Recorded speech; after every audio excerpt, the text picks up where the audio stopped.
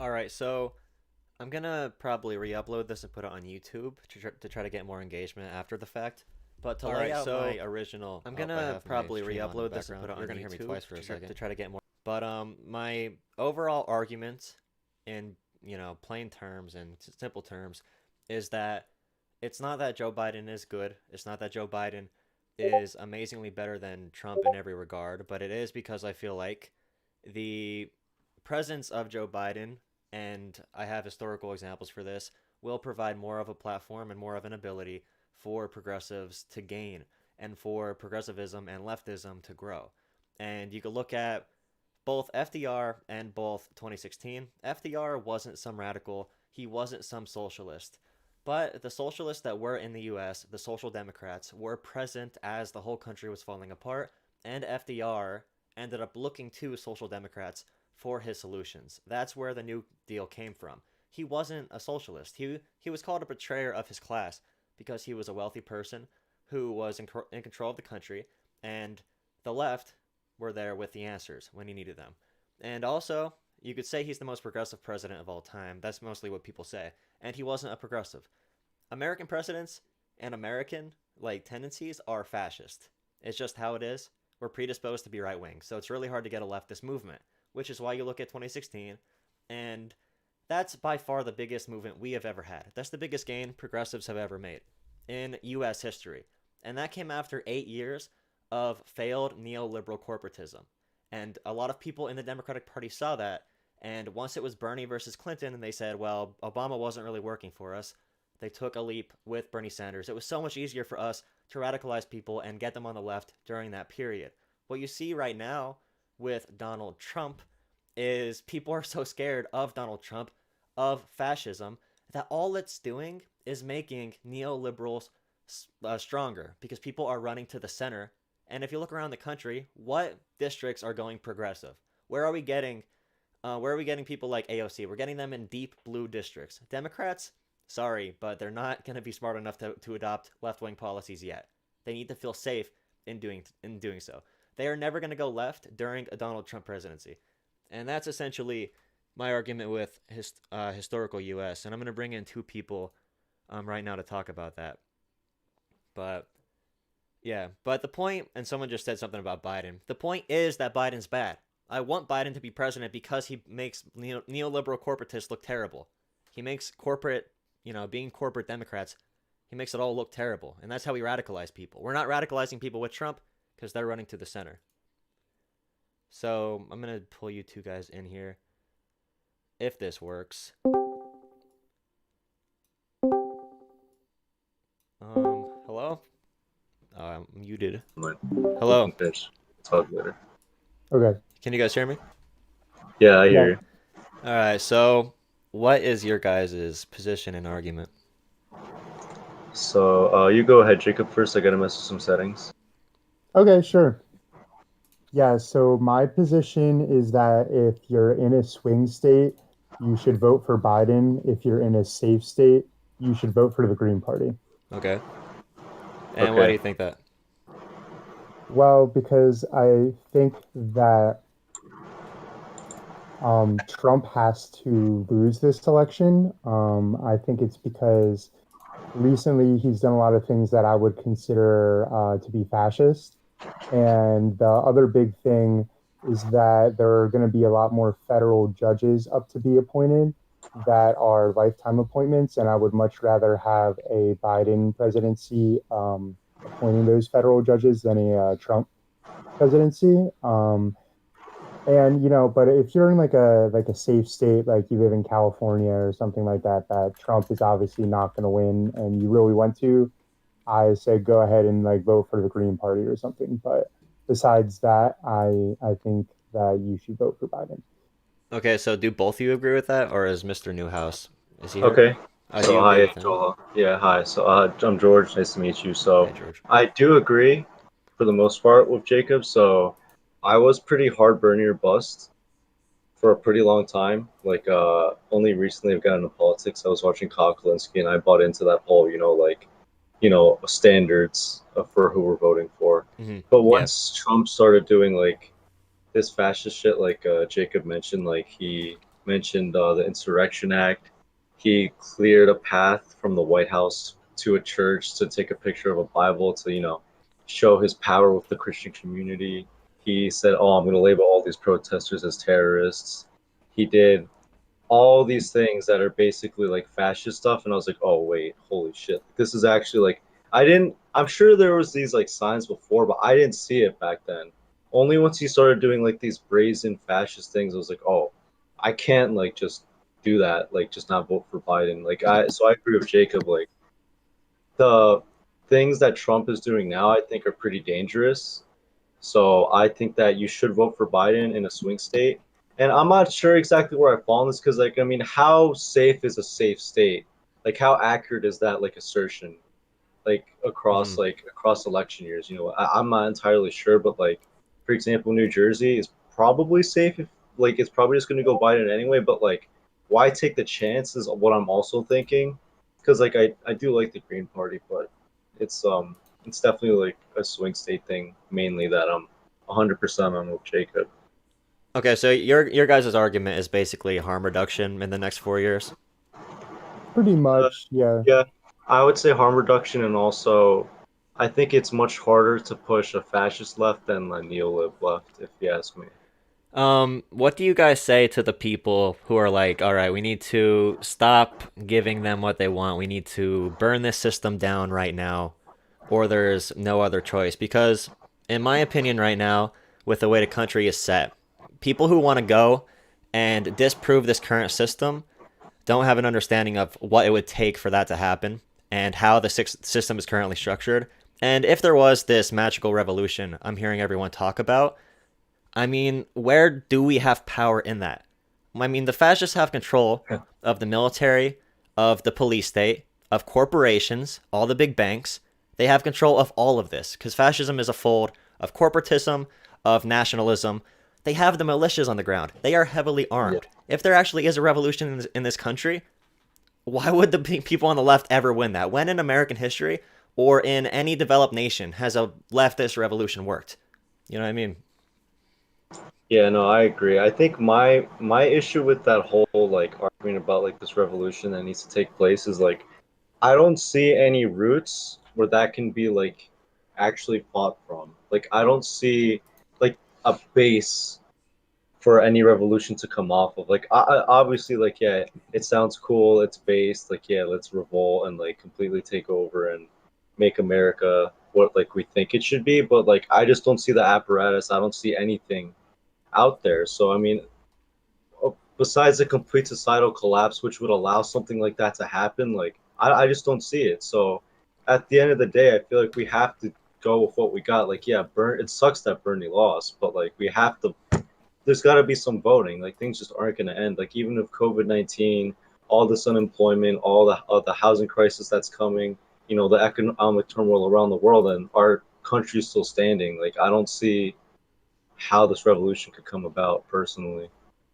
Hmm. So I kind of have two things to say about that. I think the first thing is that too many people view voting as some type of individualist form of self-expression, which I think is the incorrect view. I think the proper view is a outcome-driven view, and that you should be judged on like what the outcomes are of your voting. I've even heard some leftists say that, they hope like Trump wins and things like that. And Yeah, I've I heard. think that's a very selfish, revenge driven view. Um, and the second thing is that I believe for a very left socialist wing party to rise to power, either two things need to happen. The first one being that the Democratic Party becomes radicalized from the inside, or a third party has to emerge. And a third party can only emerge if we enact things like ranked choice voting. Yeah. And in my eyes, the party most likely to be able to enact something like that is not the Republican Party. Yeah. So either way, I think you need to work inside of the Democratic Party, and even people like Vladimir Lenin advocated for working within the British Labour Party from the inside in order to enact change, because he knew that you can't just not participate in electoralism, even if it's not, even if it's bourgeois electoralism. Yeah. I mean, I do mainly agree with what you said right there, and the fact of like turning an individual party seems like the best route to create change in a system like this. That it's so gridlocked. I mean, there's no logical way for anything to change if you don't get the complete consent of one of the major parties. I mean, that's what the fascists did. They kept on lingering in there, and when it was their time to finally overwhelm the neocons, they did it. Like that's what happened on the populist right. But on the populist left, I Yeah, can't you're really right. think of a time in American history where the third party voters were the ones catered to. Like out of Bernie voters, what did Bernie get around like 35 to 40% of the vote in the primary? Out of that like 35 to 40% of the vote, I think people are underestimating how many of those voters were mainstream Democrats. We actually brought over to Bernie Sanders and like mainstream people who aren't socialist, who aren't on the left, who never like adhered to this ideology, who just thought Bernie Sanders was correct. And if you only have like 5% of the Democratic Party who wants to like dem exit for the primaries and for the general, that's not a big enough voter base for a major corporate party to go over to. Yeah, I just want to touch on that real quick, so Joel. The mainstream Democrats that just came over. So that's like kind of what my parents are. They just kind of default to Democrat. And I told them about Bernie's idea. They're like, Bernie's ideas. They're like, oh yeah, that's cool. I just talked to them more and more about it. I didn't mention socialism or anything. And they're like, yeah, cool. And they like donated some money to his campaign. So I think that's underestimated. Number one on Bernie's thing. But then number two, just to touch back on some of the electoralism stuff is like I think it's fine to vote, Joe Biden. I don't think that makes you like a neolib cuck and like not a lefty. I think that's ridiculous. But my main thing about voting for Biden is we can't let that, kind of like ease our make us like go easy, make us just like kind of relax and just kind of like, bend the knee completely ideologically just over every 4 years if that keeps happening and happening and happening. I think it's fine to vote for Joe Biden, but I think as long as you still advocate, lefty principles and keep doing that over and over again, despite losing over and over again, which we're going to keep doing because it's going to be a long fight. It's not going to happen anytime soon. Like, even if Bernie won, what would he have gotten done? Like Medicare for all and then not anything else? Like, people would have called him, you know, just like not a real lefty, oh, like he betrayed us and all that stuff. But like the thing is, like, we're never going to be able to get everything at once. So I think as long as people, you know, just keep that in their head, like, just even though we're going to keep losing, we have to do the harm reduction. Like, if it's fascism versus neoliberalism, like, what choice do we have? Like you mentioned, like, what scenario does like a lefty insurgency win against fascism? No. Like in the past, like, yeah, in history, I think like Jacob, you mentioned that kind of era, like when the Nazis were rising to power, the communists got crushed, like they were completely wiped out, like eradicated, like Yep. that whole like section of the German government that was, trying to get power, and it just got completely wiped out. And I feel like that's what would happen in America too. Like, that's already like Trump is putting those, whether he's big brain enough to actually be doing that, he's putting the pawns in place to have, advocacy that the left promotes to be crushed, in the future, especially with all his attacks on the First Amendment. And I think that's the biggest reason why I decided I'm probably going to vote for Biden. Maybe Green Party, depending on. I need to see how safe my state is. Like I said, I'm not sure what metric that's Oh, what state based are you on, in? but that's why. New Jersey. Oh yeah, I don't know anything about New Jersey's prospects, but yeah, it is a really shitty situation. But I mean, we're having 30% of the country literally be radicalized into a white nationalist militia in a sense. And like if Donald Trump lost in November, I expect him to go to Twitter and be like, "Hey, make sure you go, get those radical leftists. They're gonna steal your culture, steal your country." And even if, I mean, I don't see any good outcome this November, because even if Trump loses, you have to understand, like, November, what, like 3rd, that's when we're voting, I think, and until, what is it, January 21st, Trump would still be in office as a loser. And this will happen first term, second term, whatever. But I think that's a really crazy prospect to think of as well. Oh shit, I didn't think about that either. People are Yeah, that's underestimating the power of fascism and overestimating the power of leftism, or just not thinking about it, or saying like, you know what? I'm so pissed off the Democrats screwed us over again, which is where I was. But I mean, yes. I'm pissed off too. But there's no other options that makes logical sense moving into the future, unless if we're just going to be like, all right, screw it, let's just say F the liberals and then expect them to support us, 24/7. Let's just totally isolate ourselves from mainstream political opinion in America, break off into a 5% third party, and yell from the outside as shit, gets destroyed around us. I just don't see how it's a feasible option. Yeah, I don't think a communist revolution is going to happen with all of the leftists just sitting in their basement and refusing to participate in like mainstream politics in America. It's not going to happen.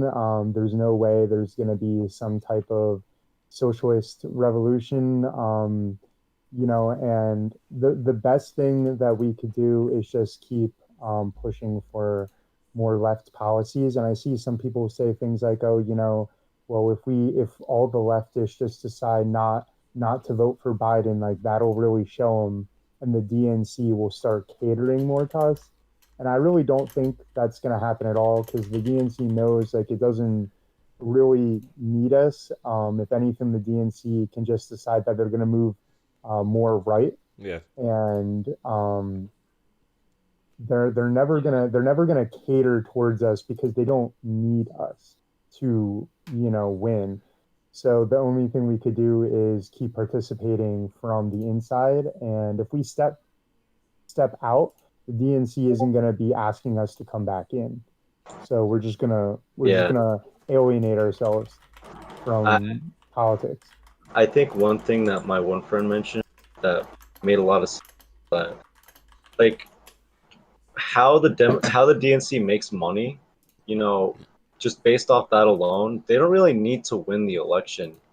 Oh no. And in some like I feel like you could have a perspective of like they don't even want to win. I agree. Because Trump is extremely profitable for them in mainstream media, Yep. and just like all the outrage, the 24/7 news cycle that he produces of just like cafefe and dumb shit like that, they just eat up. Yeah, well, Like, yeah, as a result of Trump, guess who is now allowed to speak at the DNC? Like, do people think they're bringing, they're bringing George Bush to the resistance and, they're going to have Bolton next time around? How do you think they're getting all of these freaking neocon war criminals to the DNC and it's an acceptable thing? Donald Trump is allowing the Democrats to do whatever they want because mainstream public opinion doesn't see fascism and they're like, you know what? This is really scary. I'm going to take a chance. They say, this is really scary. I want to go back to normal. No one takes a chance unless if they're on normal already. Exactly. And just to finish, we have to get the Democrats in power because we kind of have to force them to actually do something. Because I feel like they could just let Trump win and just be like, all the fake outrage, like Pelosi rips a speech, but then she signs off on everything Trump wants, strengthens the Patriot Act, gives him a bigger military budget, like that's what I think is like we do kind of have to. Not only does the left have to prevent fascism from taking hold in this country, but we also have to push the only party that we can push left at all into power because I really don't think that they even necessarily want it 100%. I mean, I hope Biden gets in and he's shitty. Like, anything Biden does bad, I mean, we're going to be like, okay, that sucks, of course. The blocks are not being put into place to build up what we want. But everything Biden does bad, when he goes back on the public option after Medicare for all, universal health care has a 90% approval rating in the friggin' Democratic Party. When he goes back on that, we need to be there to exploit it. We need to show people Biden is weak because Trump makes Biden strong. And it's going to result in another 2024 election. It'll be friggin' Trump Jr. versus, or Tucker Carlson, whoever, versus Pete Buttigieg or Michael Bloomberg. And, I mean, it sucks. It does suck that we can't vote for who we want to. But we made so much progress in only 2016. I don't want to throw away all of the time we spent to build it up to this point. And that's what got me pissed off a little bit at Kyle Kalinske, because I know he knows the history of what it took for us to get here. And he's so, like, he's so ready to just be. I mean, he doesn't get that far in his videos. That's annoying as well.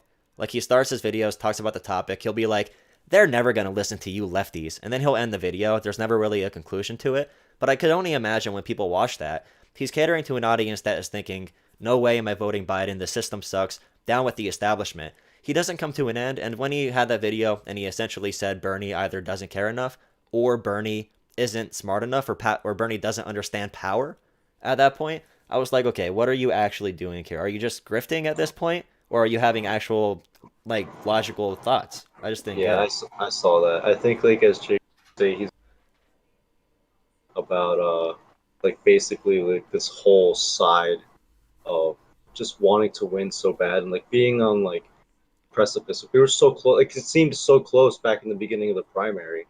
Like Bernie was just fucking crushing it, and it was awesome. It was amazing, and just to have Biden, what was it, South Carolina, to have him just sweep like that. I feel like yeah, like you mentioned, Joel. Like I was pretty angry at first. Like Oh, I yeah, think yeah. a lot of people were. You were, and like it was hard. So like I think like at first I get it, but at this point, what Kyle's saying is like I understand it. I think that the number one thing about trying to convert people from being like, no, fuck voting to, okay, fine, I'll vote for Biden is to keep it real. Like, we gotta be honest. Like, we can't, like, sugarcoat anything Yeah. about Biden's failings because then people's brains shut off. Like, oh, so you're just like a hack, Yeah, basically. and yeah, that's where I was trying to get at with voting Biden. You guys said about voting green if you're in swing states, and I do agree with that, and I also did agree with that because I changed a little bit because I feel like, and I know the people who I speak to on the Democratic side that are able to be converted to being more progressive, and they will take a chance on a AOC if she runs. They'll take a chance on that. If I come up to them and try to start a conversation, and instead of saying I voted Biden and I wanted harm reduction or something like that, unless if I say something like that, these mainstream Democrats will not listen to me. They will not give me the time of day. They will not respect my opinion if I don't vote for Biden against Donald Trump because they really do see Donald Trump. And I mean, I'm getting to that point big time, especially after watching this RNC convention. And they're literally like having a fascist freaking just a whole collage of everything throughout history, it seems, and they're bringing it to a precipice right now. It's just really, it's kind of, I mean, it's like an SNL skit from the outside, but when you're actually looking at the reality of it, he's calling people who are Antifa saying they should be terrorists. And you guys brought up the history of fascism. The first prisoners in concentration camps weren't Jews, they weren't the disabled, they weren't black people, they were political prisoners. They were communists, they were Antifa, they were Democrats, whatever the parties were at that time. They put them in right away. And if Trump continues another 4 year having the bully pulpit, having control of the executive powers in our government, putting people in charge of industry positions like the USPS, like the environment, like education, he puts people in charge of these industries who have incentive because of their private ownership to destroy said industries. And that's a big deal as well, plus the court picks, plus the 100 climate policies that he rolled back from the past 40 years of climate progress and activism. He just threw those out from Clinton up to, I mean, Obama now. That's thrown out. Biden versus Trump is the difference between 25 million people, maybe more, having health care or not. I mean, I don't like making the harm reduction point, but just, flat out, we hate Biden. Biden sucks. But, I mean, we have no other choice right now. I get really annoyed at people who act like Bernie hasn't done more for like, social democracy in, the last 20 years than they'll probably ever do, in their whole life and act like Bernie like doesn't know like what the best way forward and they just like don't act like they don't trust him anymore, and Yeah, like yeah. Bernie isn't being some type of like DNC cuck when he's endorsing Biden. Like he knows that the best way forward for his movement is to have Trump not win. So for you to just say, "Oh, Bernie's dumb, he doesn't know what he's doing," when he's been working towards these goals for longer than a lot of these people have even been alive, I just get really annoyed at that. Yeah, Yeah, no, I do get that. I think we just gotta be careful that I'm of, the appeal to authority, but like I think despite like his Bernie's like stance as a senator, I just like his record and everything speaks for it that like he has to have a really good reason for why he's doing something that a lot of people aren't like super happy about, and that's kind of Yeah. what I've come to. Like when I saw the his speech at the DNC, like that made me so happy. Like I was just like he basically alluded to the fascism, authoritarianism. I'm like, listen, like that's the most important thing, and I'm happy he talked about it like that, and he didn't just say like, oh, Trump bad, Biden good. He at least alluded to the authoritarianism, which I think is the biggest threat of Trump's presidency, and that's something that's why I flipped essentially. Yeah, Once I and on realized that. those speeches at the conventions, I mean, that gives me more hope than anything. Watching that entire convention and seeing how shitty everyone sounded, and then seeing AOC and Bernie come in and deliver those beautiful speeches, perfectly executed, that gives me a lot of hope that if we keep this thing going, if we maintain a liberal democracy for the next 4 years, I have hope that, I mean, we're better than them, we know more than them, we have the right solutions, and we have more energy and emotion. But we need to keep it so Exactly. that it's actually a game we're allowed to play. But thank you guys for coming on this call. And do you guys have anything last you want to say? Yeah, I was too, but I just want to say, yeah, thanks for having us on. And just so you're aware, we're just starting a podcast. We're actually doing our first episode tonight. So in the future, once we get a little more established, I'd love to have you on. We want to have guests, lefties, to have different perspectives. I'll message you in the future if you're interested. Oh But yeah, I'd love to. yeah, yeah. So thanks so much for having us on. I appreciate it. Yeah, thank you guys. Okay, Yeah, thanks. yeah. Bye. Have a good night. All right, good night, guys. Bye.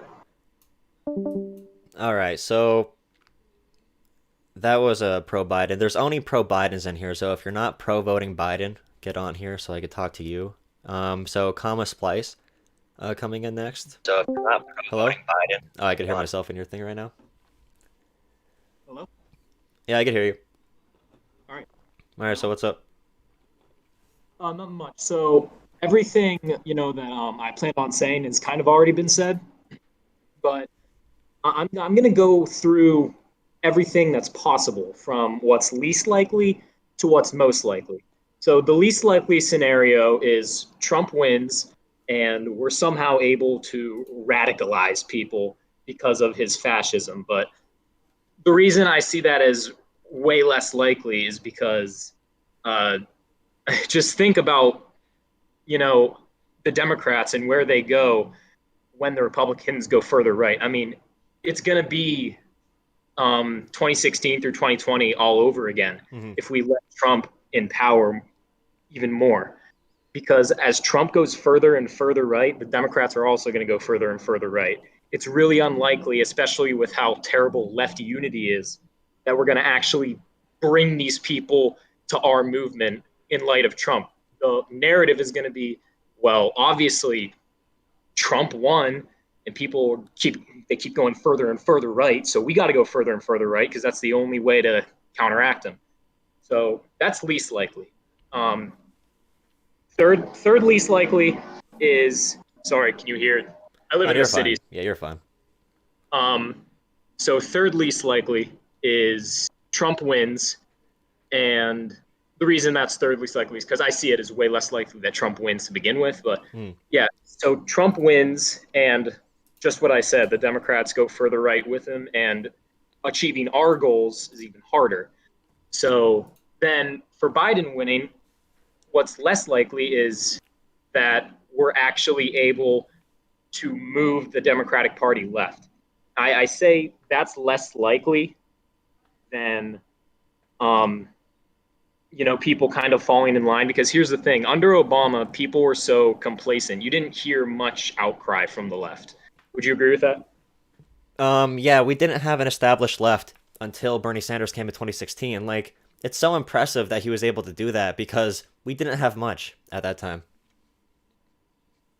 Right. And what makes me hopeful is that this is a post Bernie, post BLM era, right? So maybe, having Democratic leadership, especially if we have a Democratic Senate and a Democratic House, I think there's a good chance we have to fight. Yeah, that's why I'd say it's less likely and why I'm kind of pessimistic about it, because I feel like, Biden gets in office and people just kind of tune out of politics. All the people that got involved with like BLM and all the anti-Trump rhetoric, people are just kind of gonna, I'm tired of politics. We got Trump out, and the left is gonna kind of just go back into this subgroup, this minority. But we have to keep fighting, and we have to not be complacent with Biden, and we have to make our complaints with Biden known, and we have to push our congressmen and especially get involved in local elections, make sure that progressive ideas are known to the world. So maybe even in 2024, Biden primary challenger could be a contender. Yeah, I agree that we need to really just kill Biden on the issues. And like you brought up, post BLM and post Bernie, but post all these social movements we've had. I mean, if this happened during a Biden presidency and he didn't do anything about it, this is something that really penetrated the mainstream. We'd be able to possibly push him on. And I'm not saying that we're going to make everybody a leftist. I'm not expecting that. But I mean, fascism has never resulted in more leftism. It just hasn't. Neoliberal Right. corporatism has. And I mean, America, we have to just take the game we're given with. I mean, where we started with, I mean, we are far right. Like I said about FDR, he wasn't a socialist. He was just in a position of power, and the entire country was going to collapse. So he had to run to the socialists. He implemented Keynesian economics, and he was a self-avowed socialist, Keynes. So like, we need to be there, ready to be, get the rebound when the neoliberals fail. Right. And that's another thing I wanted to touch on is like, we're not going to bring people to the left. I agree with that. I agree there's like a strong hatred of socialism in this country. Would you agree? Like, when people hear the word socialist, they hear it as like, no, even like people vote Democratic. Yeah, and I mean, and knowing that, it's so impressive that I could bring up the numbers then, but in the Democratic Party, the word socialism by around 70 to 75% of people is considered a positive thing. Before Bernie, it was 40% of the Democratic Party considered socialism to be a positive thing. But you see in other graphs over the last 10 years, people are a lot more for government programs and collectivism. They just don't know they're for these. I mean, I know socialism is more, it's not just government programs, but they're for this socialism they speak of, and they don't even know it. Right. And this is why I think, when Biden wins, we need to like make sure people know he's the enemy. We got rid of Trump. Okay, that's good. We got the lesser of two evils in there. We need to still recognize Biden as an evil. We can't stop protesting. We can't stop activism, because if we do, we're just going to run into another situation where people get used to neoliberalism. And then, like you said, here comes President Tucker Carlson, President Rush Limbaugh in 2028 or 2024. And that wouldn't be good at all. So I think there is a risk in voting for Biden. There's a risk in having Biden, but I think it's less of a risk than having Trump. Yeah, and I mean, in this point of history, every economic indicator when it comes to economic inequality says that we're supposed to have a revolution in this country at this point. But the thing preventing that is the material good each citizen has. So there's a couple indicators of like when a revolution or a big nation-changing event is going to happen. It's like one is the perception of power in a government, which is a lot of what we're dealing with right now, and the other one is like material wealth. And we're at the point in history where it's so hard to get people really pissed off over material wealth, because even some of the poorest people, and I mean income, I mean you could be poor and live in a cheap area and still have like a smartphone or still have flat screens in your house. There's this, and you could eat at like McDonald's or whatever. You could eat at these places that keep you content, and that's what the system is designed to do. It's designed to slowly like kill us while keeping us content, slowly steal our wealth while keeping us content. And they've been really good with that. And I don't mean good by a good thing, but economic inequality is reaching a level where I think they cannot prevent it any longer. And at some point, there will be a revolution of some type within the next 10 years. There's going to be a big shift of something. Another opinion that I have on this topic that made me switch from being Bernie or bust to saying we should vote Biden is I don't think we're ready for a revolution. I want more time to bring people over to our side. We need a stable footing for a little bit to grow this leftist. We just started. Like we haven't been here for a long time. It's been 4 years since we had more than 5% of the country. Right. And to be honest, I don't think a revolution is really palatable or, even necessary. I grew up in rural Pennsylvania. That's where I With am. really, Yeah. I'm in the West, so I live in Pittsburgh right now because I'm in college, but I grew up like an hour north of here. So I think, um, so being a leftist in rural Pennsylvania and trying to argue with people, it's really hard. So what I do is I kind of frame everything from a conservative perspective. Yep. And I think that that's what we need to do. Like when I talk about Medicare for all, their immediate reaction is socialism. But what I would say is, hey, 70% of economic growth in this country is consumer spending. If we do Medicare for all, first of all, you're investing in human capital. More people are healthy, more people are able to, actually get up and work. Like I saw a homeless person who, his back completely threw out. Like if he were able to have health care and get his back fixed and not have to walk around like at a 90-degree angle, then yeah, he would probably be able to get some sort of job. And if, he was able to get a job with a living wage, that would be even better. He's going to use that money. He's going to put it into the economy. If everyone has health care, that means even the middle class and lower are going to be paying less overall because, as you know, Medicare for all saves money per capita. It would Yep. save over $2 trillion. These are the arguments that we should be making to conservatives and neoliberals because they have a conservative brain. They have a capitalist brain. So I would say these policies, they benefit capitalism. Yeah, and I also add to that, insurance companies literally provide no utility at all. And in a free market or whatever capitalistic system that you want to be healthy, you only want companies to be successful when they're actually providing a service. And I Right. use this like analogy of if you had like 10 people and you all wanted like a national emergency fund or like a personal emergency fund, you're like, all right, let's each put $10 into this cup. And if one of us gets hurt, we're going to use this money in the cup to take care of ourselves. And I say that to people like, imagine that cup that we all put money into as a society to take care of our people is instead used and given to corporations for them to go and use our own money to reject our fellow Americans' healthcare. And I use examples like that. I never bring up socialism. I never bring up capitalism versus socialism and which is better, which dichotomy is better and works for us. I always bring up, like you said, in a pragmatic way that will affect their lives. And that's something that I don't know if Bernie did great on it. He did really good on it. Right. But the Democratic Socialist label really hurt him. And the reason he called himself that and not a social democrat is because he wasn't a Democrat. He was an independent. And people always ask, like, hey, Bernie, why didn't you call yourself a social democrat? And I'm pretty sure that's why. Although he probably is a far left socialist in reality. When it comes to a pragmatic political sense, he aligned with that. And that might have hurt him. I'm not sure, though. Right. And I think we need to drop the socialist label. We need to just call yourself a progressive, even call yourself a moderate, and then explain your positions. I think Bernie calling himself a democratic socialist hurt him.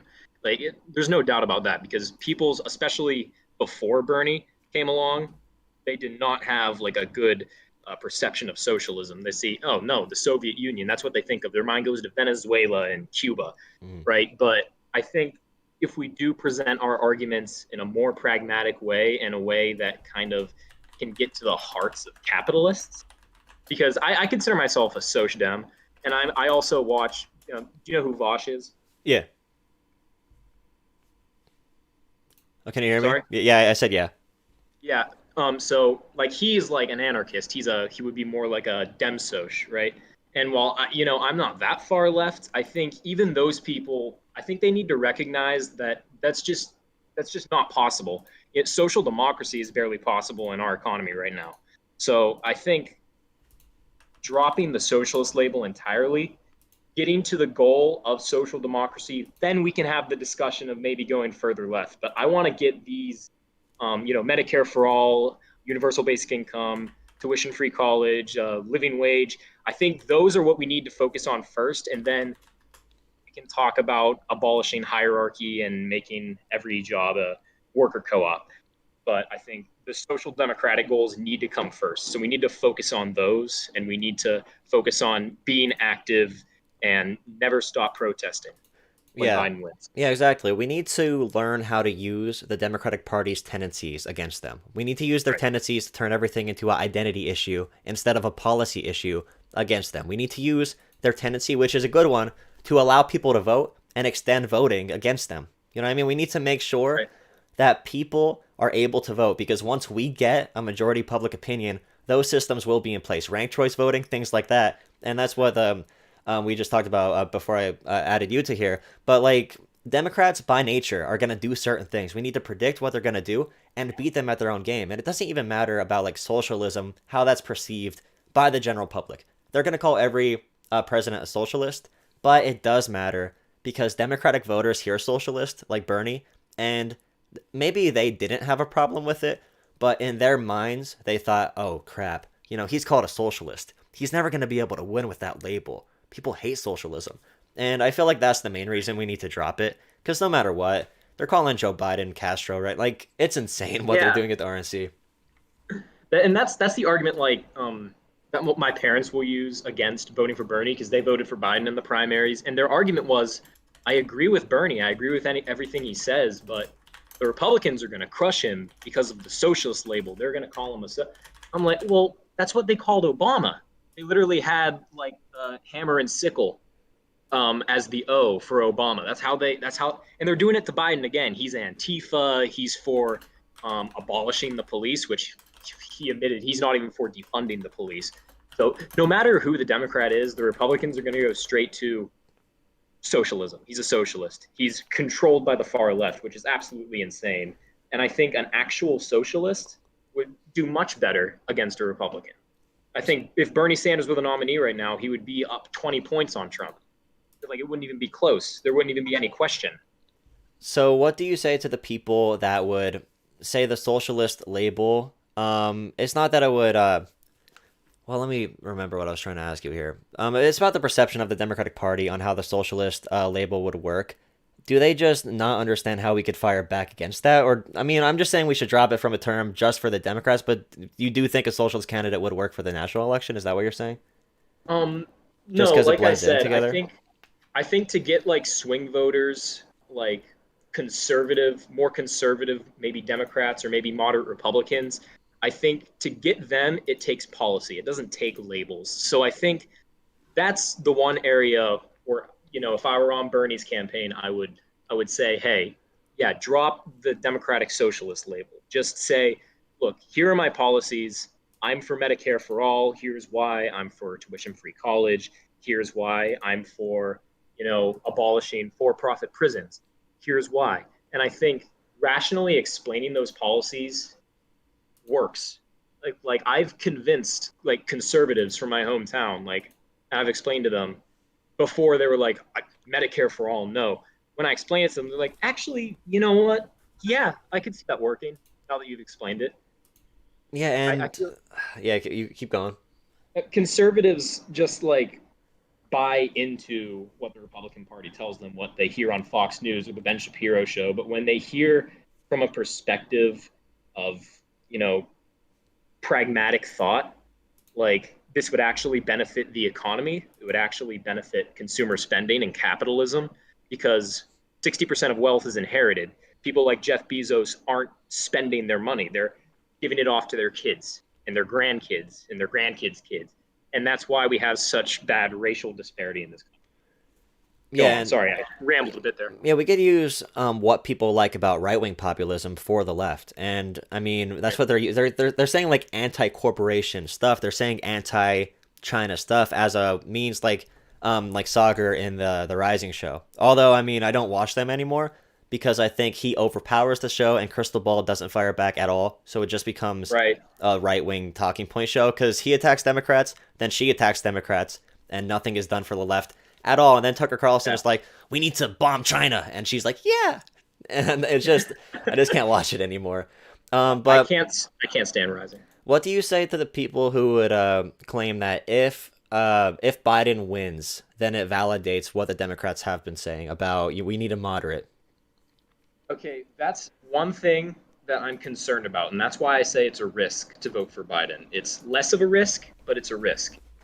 So yeah, I do fear that Biden's going to win, and the left is going to kind of curl back into their cave, and we're not going to get anything done because the Democrats now have the narrative. We need to make sure that we take control of the narrative. We need to make sure that we mobilize people to get out in the street and keep protesting, still do activism on social media, because if we don't do that, then the DNC does have the narrative. We can't let them have the narrative. We need to be in control.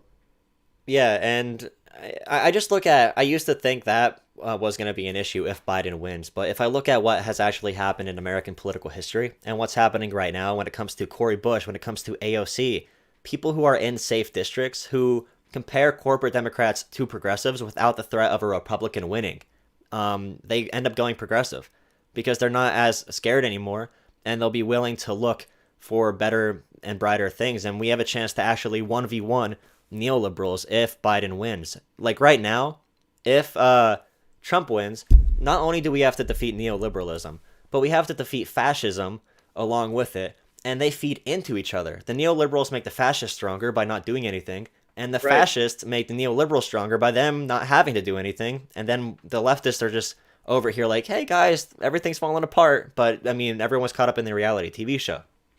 Right. The way I see it, would you rather have to fight Trump alongside the neoliberals? And since you're fighting the neoliberals, the Democrats see you as not an ally? Or would you rather just focus on the neoliberals because they'll be in power, especially if they take the Senate and the House? Can you phrase that again? Sorry, I was typing something. Oh, it's okay. So basically, would you rather have to fight Trump and fascism and the RNC, as well as fight the neoliberals, who will then claim that you're not an ally because you're fighting them while also trying to fight Trump? Or would you rather fight the Democrats while they're in power? Because if we fight the Democrats while they're in power, then we can treat them as the only enemy, especially if they have the Senate and the House, which I hope they do. Yeah, I mean, I agree completely. It's just, it's what we're given right now. I would rather fight the neoliberals, and we have the skill, we have the speakers, we have the popularity that could overpower them. And if they keep on just saying Trump is bad, and they keep on going further right, I imagine the Democratic Party becoming the strongest political party in American history. And that's not going to be a good thing in 4 years. I think that's another possible outcome, because if they essentially become the catch-all party in the middle, they get all moderate Republicans, all moderate Dems, and people on the left who suck it up and vote for them, they could be a really powerful party. So it would be the fascist party versus the catch-all party in the middle. And then with that scenario, without the left in play at all, I feel like we'll just be an afterthought. I mean, right now, we have people in the DNC. Every year, more and more progressives are in the DNC fighting for our values. And making sure, by the way, like we saw in different states, New Hampshire, when it comes to what happened at the Iowa caucuses, the more progressives we get on the ground and in the DNC, the less likely they're able to screw us over. We need to have that influence as much as we can. We need to keep on getting people on our side so we actually have the bargaining power to force the party to do something. Like, we leave the party right now, we don't have any bargaining power. Because, I don't know if you would agree with this, but the Democratic Party doesn't want to win. I don't think they give a shit about winning. I mean, if they win, they're fine. I totally agree with that. I think they would rather have a President Trump than a President Bernie Sanders, because with President Trump, they don't lose power. I mean, Nancy Pelosi isn't going to, fret about losing power. But if Bernie's in power and he mobilizes the progressive movement, then yeah, the Democrats would be scared. So we are who the Democrats fear the most. They just kind of see Trump and the RNC as an annoyance. And on the local progressives winning elections, so many have won in primaries against corporate Democrats, and so many are on their way to win, like Cori Bush, as you said. And even in my district, so I'm in PA District 16. So our congressman is Mike Kelly. Are you familiar with him? I'll Google him really quick. I probably do know him, though. Yeah, so are you on the west or east side of PA? I'm by, do you know where Knobles is? I do not. It's an amusement park in central PA. It's by Bucknell University. It's around there. Yeah, so our congressman is Mike Kelly, and we actually have a progressive running against him named Christy Ganibus. this is so amazing because my district is ultra conservative, and this dude is just the conservative of conservatives. He has Mhm. been alongside Trump every step of the way. He gave a speech on the congressional floor comparing Trump's impeachment to the bombing of Pearl Harbor, a day that will live in infamy. Would just he's super, just the most Republican guy you'll ever meet. I've actually met him before. Um, so the person running against him is down 8 points, which is amazing. And what's even more amazing is 12% of voters in our district are undecided. Mm. So even in like a conservative area like where I grew up in, the progressive movement is growing. So that I think people need to recognize that, and people need to know that to fight within the party and not from out of the party. Yeah, and I mean, we know our stuff and we're trying to do whatever we can, right? I mean, I want to have a chance to do that. If Trump wins again, I don't think I'm gonna have a chance to do that. I don't know if I'll like in Central PA, in PA at all, in West Virginia and all these really conservative areas. I don't know if I'll feel safe to do that, honestly, because the way Trump is demonizing people on the left, this is all typical fascist stuff. Protect Western civilization. Trump is the bodyguard of your freedom. The liberals they will hurt God. You need to take to the streets with your rifles to protect private property. It's all 100% like they literally are representing the embodiment of Hitler when he was a politician and not a dictator. Yeah. Right. And it's The, scary. the 30% Trump people who are too far gone, you're more likely to get them with a progressive agenda than you are to get them with democratic platitudes. You know, like Biden's speech, like I'm voting for him, but God, his speech at the DNC was awful. Oh, but It Dems was loved it. it was terrible. Like, what do you even mean by well, the light's going to overcome the darkness? Like, who are you? Like, what Trump supporter is going to hear that speech and think, yep, yep, I hear him. I hear him. You know, he makes sense. That's the guy. Because they're just pandering to like as Kyle Kalinske said, 50-year-old wine moms, right?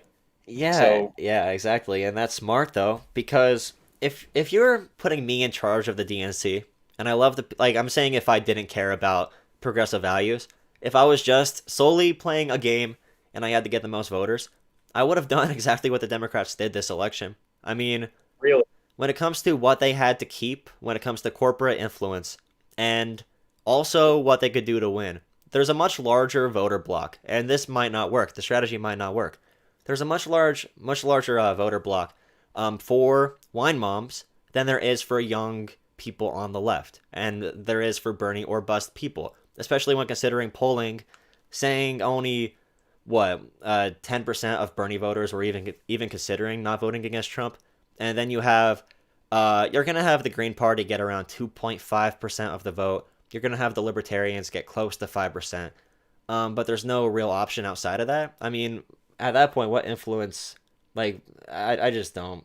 I get see, where people are coming from because of the emotion part, because I was there. But once I really thought about it and I listened to Kalinski's arguments versus other people who have different perspectives, their arguments were actual arguments, not just emotional tirades. I kind of disagree with that. If I was in control of the DNC, I would pander to progressives because right Mm. now, if Biden loses, it's because not enough young people and progressives voted for him. I don't see any other reason why Biden would lose.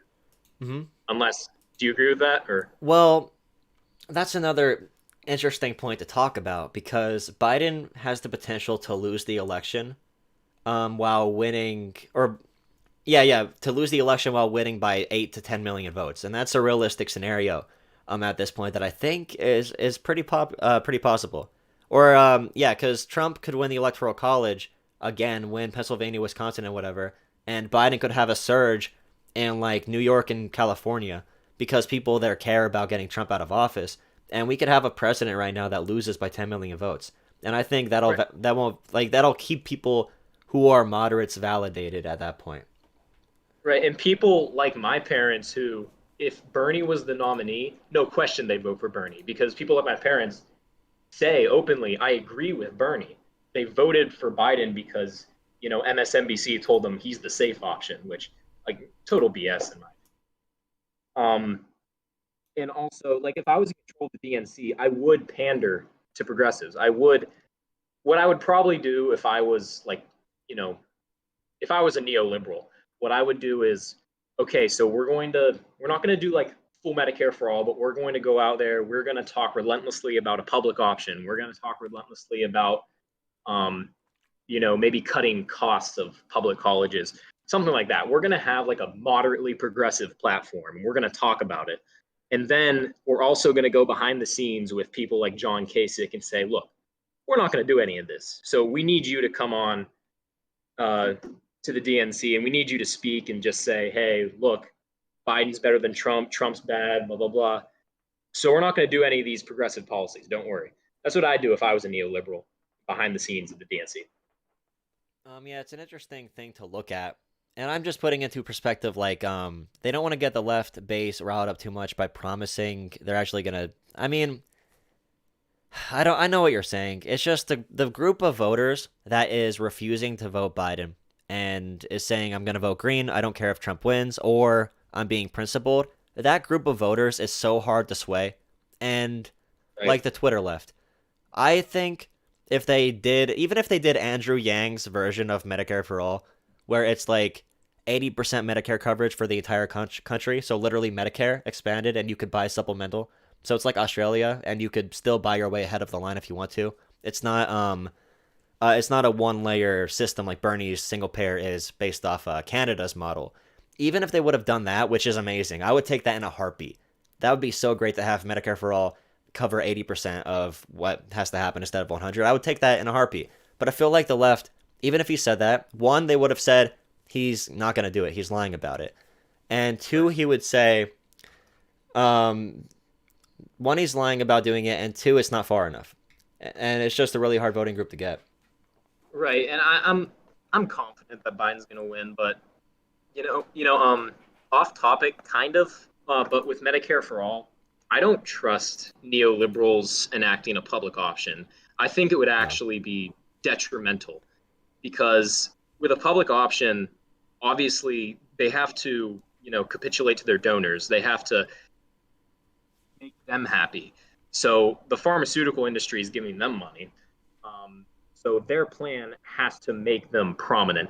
So with a public option, it's going to be more expensive because you have to tax people to make a public option, but then you also have to make the public option watered down.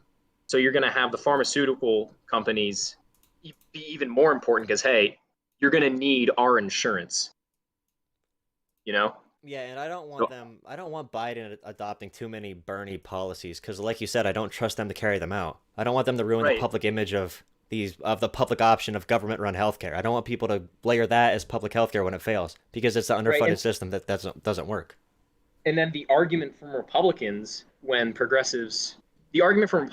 even like moderate Democrats, when we try to push for Medicare for all after, say, Biden does a full public option, argument from Republicans is going to be, hey, I mean, you want to make that our whole system? Look how terrible the public option is. Well, yeah, the public option is terrible because of where these people are getting their money that are enacting the public option.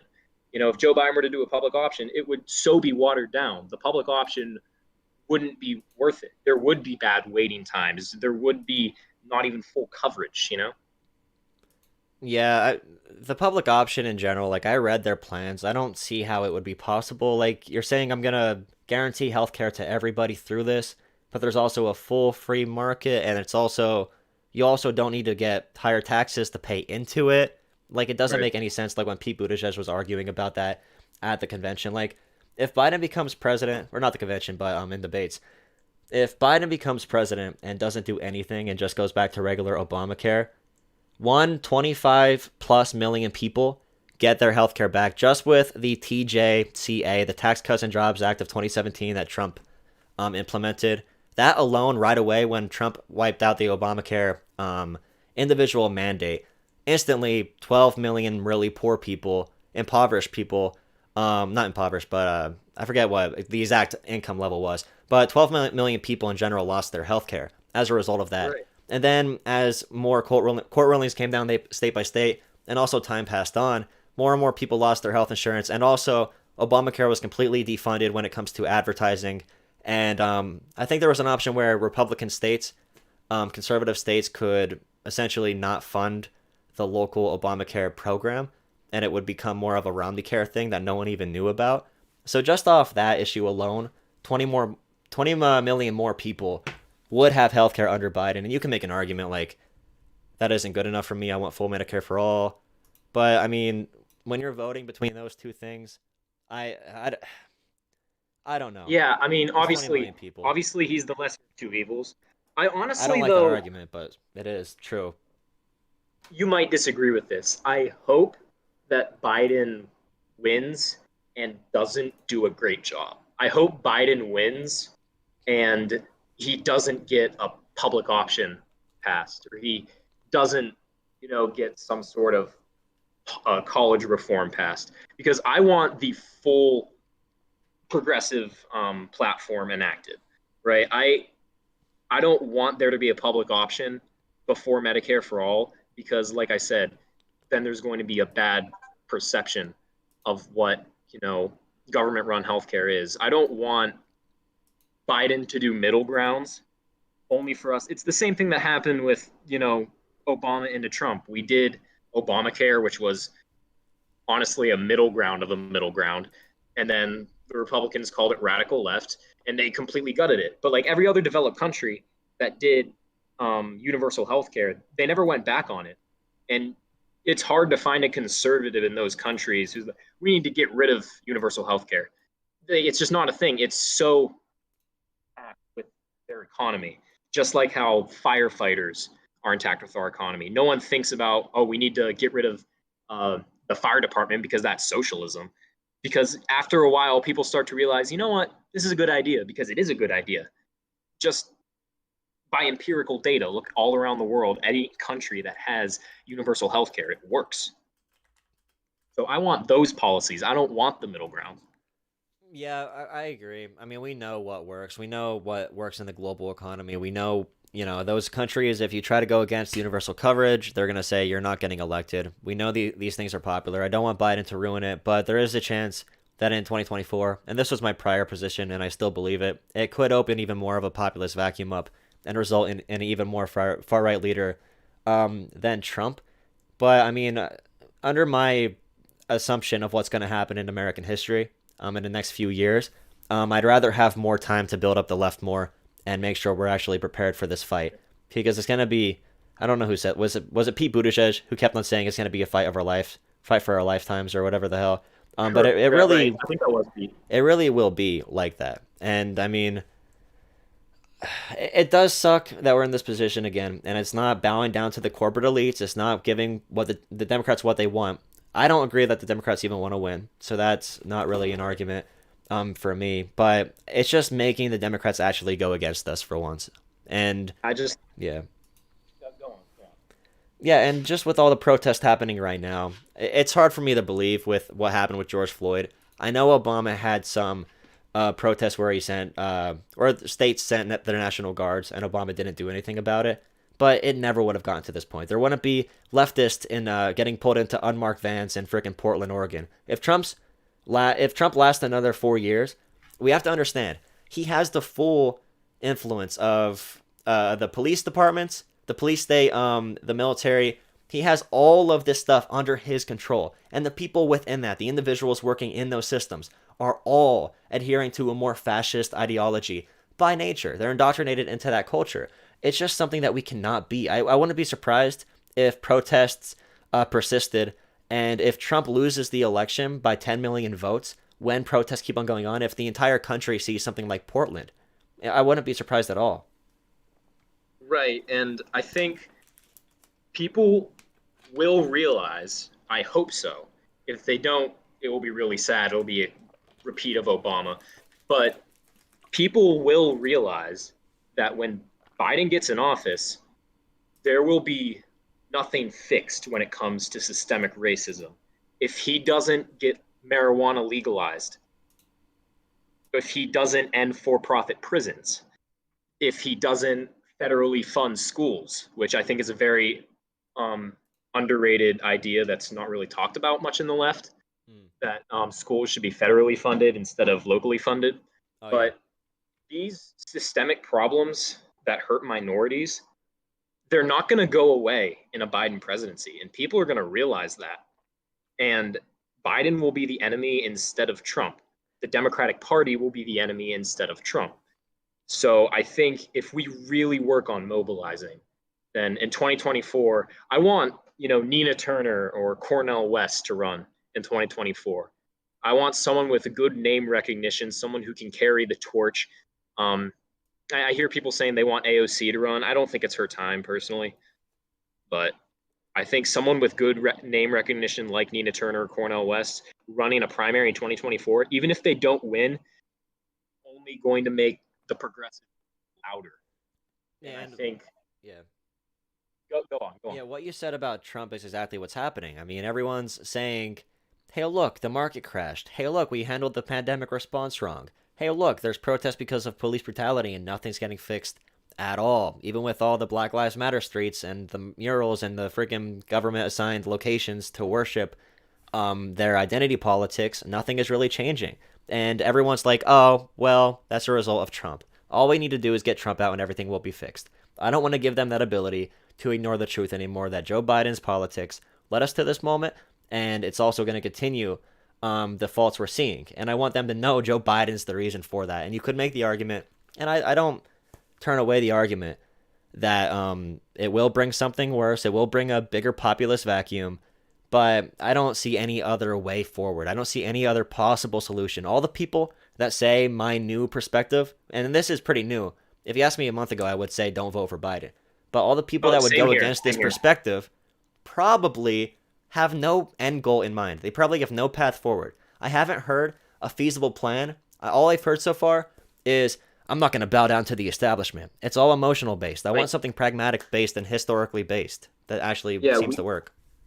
Yeah, we need to think logically. We need to have unity in the left. There's honestly, I watch you and I watch Vosh and I watch Kyle Kalinske. The only one that I've been turned off from is Rising, just because I hate how Crystal Ball will play a Tucker Carlson clip and then, oh yeah, you gotta give him credit, yeah. He does hate corporations. No, you can't validate Tucker Carlson as a legitimate populist. What are you doing? You're not even fighting these right-wing ideas. You're just saying Democrat bad and leaving it there. I used to do that. I do like Kyle Kalinske. I mean, he got me out of a rabbit hole that I was going down, with the Gamergate and anti-SJW stuff, because I was going down a bad path. And then I started watching Kyle's videos, and that's when I, gained the ideology I have today. So I have to thank and give a lot of credit to Kyle, and I still watch him, daily. And I don't agree with his, I don't think he's Bernie or bust anymore. I think he is voting for Biden. Yeah, he doesn't really talk about it. But I think his position is, leave it up to whoever's watching. I'm not going to push it one way or the other, which I think if I was in his position, I would push voting for Biden. But, I still credit to him for actually bringing a lot of people to the left, because I think he did. You could tell his opinion is emotionally based, because he was 100% I'm not voting for Biden at all right after the Democratic primaries. And then when Trump scared him by calling upon the Insurrection Act, and not calling upon it, but threatening it. And then Kyle was like, I don't know, guys, Trump's getting pretty scary. I might have to say the vote Biden. That's not how you make these decisions. It shouldn't be emotionally based. And I had to break out of that and really just break it down and look at the history of leftism in America, and look at during World War II, the reaction to that war wasn't anti-war, it was pro-war. And we also had a big Nazi movement growing in the United States. We've always had right-wing populism. We have never had left-wing populism, other than, again, the Great Depression was FDR, who was always more of a neoliberal type, although that's not really a term that was used at that time. But he wasn't a socialist by any means. He just adopted socialist policies because they were the only ones that knew how to fix the societal fracture. And I think we need to be in the room for when that happens. If we're not in the room at that point, then what are they going to do? They're not going to go green. They're not going to go socialist. It's going to be fascism. That's what this country does. That's what this country is good at. It's nationalism, the American flag. The schools are built like that, the military, the police state. Every influencing force in our country is built to be right-wing. There's nothing left-wing about our country except college classrooms, and that's not enough. Yeah, and if I'm embarrassed to admit this, but if you asked me 4 years ago, who I support, which I wasn't old enough to vote, thank God, but um, I would have said Trump over Hillary because my whole thing was I just started like watching Kyle, and I don't. This wasn't his position. I was still getting out of that anti SJW rabbit hole, but I would say like, hey, I mean, Trump is against the TPP and NAFTA, right? And he's not an ordinary politician. He kind of does. He is kind of based. You got to give him credit. Like that was me 4 years ago, and now I've completely shifted. Like, wow, Trump is a literal fascist. Like, there's no way around it. And even the way he rose to power is similar to Hitler. Like Hitler didn't run as a fascist. Hitler didn't wasn't blatantly like gas the Jews as his campaign. He ran as a populist, just like Trump. I'm scared of what Trump can do in the next 4 years, and I'm glad that I finally see that, and that I'm not. Well, at least he's not an establishment politician. No, he's worse than an establishment politician. Oh boy, I saw Kim Iverson talking about Biden versus Trump, and when she said that Biden is better, or no, Trump is better than Biden on almost every issue, and if Trump's not better than Biden, then they're equal essentially. And she said Biden is better in some areas, but it was her debate versus Destiny actually, and that was actually my first video I ever saw of Destiny. I don't even know what his political opinions really are. He's a liberal. He was basically like a Pete Buttigieg supporter. I don't Oh, like Destiny. okay. He has some Oh boy. wild takes. Yeah. Yeah, but when they were talking, she was defending literally everything Trump did. And it was really weird to me because I'm like, you're supposed to be a left winger, but it is like the Tulsi Gabbard brand of politics. It does give a lot of credibility to Tucker Carlson, to right wing populism. It's just, I feel like we're helping the right more than we're helping the left, like you said with Tucker. I used to do that. Yeah. Like I posted a video I of Tucker. I'm like, look at these amazing criticisms of the system, and he's supporting Bernie in this moment. I'm like, okay, oh, but he's doing it based on ethno state tactics, essentially. like and when people like Tulsi I see on Fox News with Tucker talking about like all this anti-war stuff, I feel like, and I like Tulsi, I really do, but I feel like you need to challenge Tucker. Like, okay, if you're anti-establishment, why do you support Trump when Trump literally littered his cabinet with Goldman Sachs as soon as he got in office? So you support this guy? You think he's a populist? Like, and I don't see the left challenging Tucker like that, and that's why I'm afraid Tucker Carlson's planning on running for president. Like, I'm afraid that's his plan for 2024 is to run for president. I mean, And if him he or like ran, Rush Limbaugh. if he actually did run, he's the most popular media figure in literally American Exactly. history, and he's good at selling a message.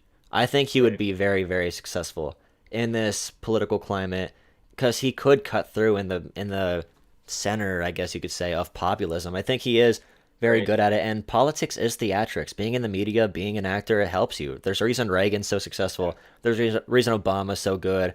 Clinton playing the saxophone. There's a art to this reality TV show, and it is scary. And like that's why it's so hard for a leftist to gain any momentum because we're focused on the reality of it. We're trying to break down the reality TV show and have people look at how things actually are. But of course, America is tending to be fascist, and when you are a more fascist nation, you're more prone to be distracted by shiny object politics and theatrics. Yeah, and just it's my fear that like Biden wins and we don't get anything done. The left keeps infighting. Like there's so much beef in the left. There's the Bernie or bust people, and there's the Dem Socs, and there's the Soc Dems, and there's just so much going on in the left that we can't come together toward a common goal. I think the BLM movement is a good avenue towards that if we focus on issues like ending for-profit prison, legalizing marijuana, which that I think the way we need to frame that is we got to end slavery. We have to use the term slavery because that's literally what's going on. Literally, what's going on in this country is prisoners are being held captive for nonviolent drug offenses, disproportionately minorities, and in poor communities, and they're being used by corporations for cheap labor. for free labor. That's slavery. What else do you want to call that? We still haven't ended slavery. Look at the 13th Amendment. It doesn't even say that slavery is ended completely. It includes, incarcerated people, except incarcerated people. That's what the 13th Amendment says. So I'd say we need to end slavery. We need to use that like powerful term. We need to explain it. We need to explain our ideas thoroughly so that neolibs and conservatives will understand and come join us. Because with the platitudes that the mainstream Democratic Party is using, it's so feeble, it's so weak. They're saying nothing. Mhm. So Yeah. we need to say something and get people on board with us. Yeah, there's a lot of backwards policies that could be easily like these things could be easily disproven with data. It's very simple to say Right. why taking away money from poor people right when they get a job to pay back the benefits they took off of unemployment. Like that happens where I'm from. A lot of PA lawmakers actually push for rules like that. If they're on like government healthcare, when you finally get a job, or unemployment when you finally get a job, they're like, pay back into the system you took from. But I mean, we Yeah. know as a society, by having them pay that money back, they're having a net negative economic impact because they're being held back and they're probably going to lose their job again and be predisposed to be in that. But there's another YouTuber that wants to join this call. Do you want to stay in for that? I was actually going to talk to him tomorrow on stream. But I mean, since I'm here and he's in the chat, just bring him in. I mean, I'm okay to stay in. If you want, do you want me to leave, then I'll leave. But I can stay in. Oh no, you can stay. He said he wants to talk to you too, actually. All right, cool. All right, I'll bring him in. He said he wants to talk to you too, actually. Hey, can you hear me? Yeah, you're in here. Hey, what's up, guys? Hey, what's up, Zach? This is Zach from The Last Outlaws. That's his YouTube channel name. You can check that out, though. I will subscribe right now. I appreciate it. So, the first thing I want to say is, don't you guys see a Biden victory as a vindication of the neoliberal Democratic establishment? We did talk about that, actually. I forget Yeah. exactly what we brought up, but I brought up points in American history, like when it comes to anytime we actually had leftist momentum, because I'm looking at this in perspectives of the balance of power and how we are going to progress in the future as a leftist movement, not just how Joe Biden is going to react right now. Like, I do agree with you. There is a chance that him winning validates them. But I also think, and I have to ask you a question about this too. Do you Okay. think if Biden, say he loses the election by, losing these swing states again, which I think personally, I think Trump's going to win. And I think Biden's going to lose these swing states again and also win by around 8 million to 10 million popular votes. So do you think the reaction to that will be more Biden left because Biden lost because he didn't go left enough? Or do you think it's still going to be validating? Well, so I would look at it from this way. Why would Biden lose the swing states? Maybe it has something to do with the fact that Joe Biden championed all of these horrific trade deals which gutted these states in terms of manufacturing, blue collar and white collar jobs. I think that Trump has already proven himself not to be a champion on that issue, and that's why a lot of like white suburban voters aren't voting for Trump again. Okay, well, so I would make this point that at least with Trump, we are getting a differentiation between that democratic establishment theory, which is let's sell our jobs out to China, Mexico, and elsewhere. Instead, we're at least getting an aggressive trade policy. Right. So are you arguing for not voting for Biden? Oh, 100%. Yeah. Yeah. Zach, are you registered with the Green Party? Is that what I am. Okay. Yeah. I don't think having Trump. So do you see as Trump as legitimately better than Biden, or are you just saying it would be better just for in terms of trade? Certainly. Yeah, Joe definitely Biden- the trade bill that got passed is a lot better than Biden's record. Yeah, Biden's record is horrific in terms of trade. I I mean, don't they would have pushed. Go ahead. Do you think trade is like this like ultimate issue though that overrides everything else? No, I don't. I just think it's important. Would you say it's non-important? Oh, I definitely say it's important. Like I know people who, they have like factory jobs. They have jobs that are at risk of getting shipped overseas. More jobs got shipped overseas so far under Trump's presidency than did under 8 years of Obama. Trump is no hero on trade. I think Biden. I didn't say he was. I just I know. said I know Trump you're not was. saying that, but I'm saying Biden. If he is worse, it wouldn't be substantially worse. Well, look at his history, though. Look at his history. Oh, I know. I know. So you are voting for Biden, correct? I am voting for Biden, Well, and I I'm not wasn't going. attacking you, by the way. Like, I'm not attacking you. I'm just trying to have like a conversation. Right. I'm not attacking you either. Like what I say is I'm not gonna venerate Biden. I'm not going to like get in people's faces if they're not voting for him. Like I understand if you vote based on principle and not, but I am saying I think it's way more likely that we mobilize the progressive movement if Biden wins. That's what I'm saying, and Well, that's why if- I'm voting for him. Okay. Well, I respect your decision, but if I look at Biden from a logical perspective, right? I look at his personal behavior, right? You don't find it kind of suspect that he's groping little children in the Senate chambers, and that he's been accused of rape by Tara Reid, and that the Secret Service have said certain things, that Joe Biden has been creepy at the Christmas parties and so forth. But that's more I totally agree with that's you. a principal but- argument to not vote for Biden or Trump, because we all know Trump's Yeah. history on those topics as well. Well, I know, but if we're talking about voting for Biden, right? I'm not voting for Trump. I'm voting for Howie Hawkins. Yeah, I'm Right. not I don't voting on principle. I'm voting. Our Yeah. argument is more of a argument on what will get a better growth reaction of the left. Voting for Biden and having him be elected, and having Trump be elected, and that's why we were debating sort of what would happen in 2024 as a result of Biden. Would that be more populist and smarter Trump, and then adversely, how would it be better to have Trump for another 4 years versus Well, that? it would go to Kamala Harris. Mhm. right. No, What I about- mean, what I about mean, Kamala? In 2024, it would go to Kamala Harris, the primary. Right. And I totally hate that idea, and I totally hate the position we're in. But I think, given the position we're in, it's the only thing we can do unless we're voting on principle, which I don't vote based on principle. Okay, well, If here's I- a real question. Do you not see the leverage in saying that the establishment way failed twice? Do you not see the leverage in that?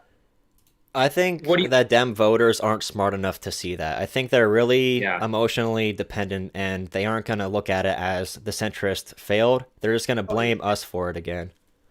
Well, Yeah. it depends on who runs. You know, it's like Donald Trump was not running to make sure that Jeb Bush would be okay if Trump lost the Republican primary. If we send somebody out there on the progressive side who points these things out and hammers that home, it might be a different situation. But It right-wing- goes Right. after- Right-wing populism in the Republican Party rose up through the ranks and connected to different power structures as, like, coming to the media. I mean, I know Fox Media, and the idea of more of a fascist mentality is easier to give to the Republicans because, as we all know, fascism is corporate friendly, and what left is definitely not corporate friendly. So you could say that's an argument for how the Republican Party was able to go fascist so quick. But Trump had an overwhelming majority of the Republican Party. We had a very small subsection of the Democratic Party until I don't like 2016. the word fascist. It doesn't. What do you mean by fascist? I mean, a Because political. Trump is a fascist.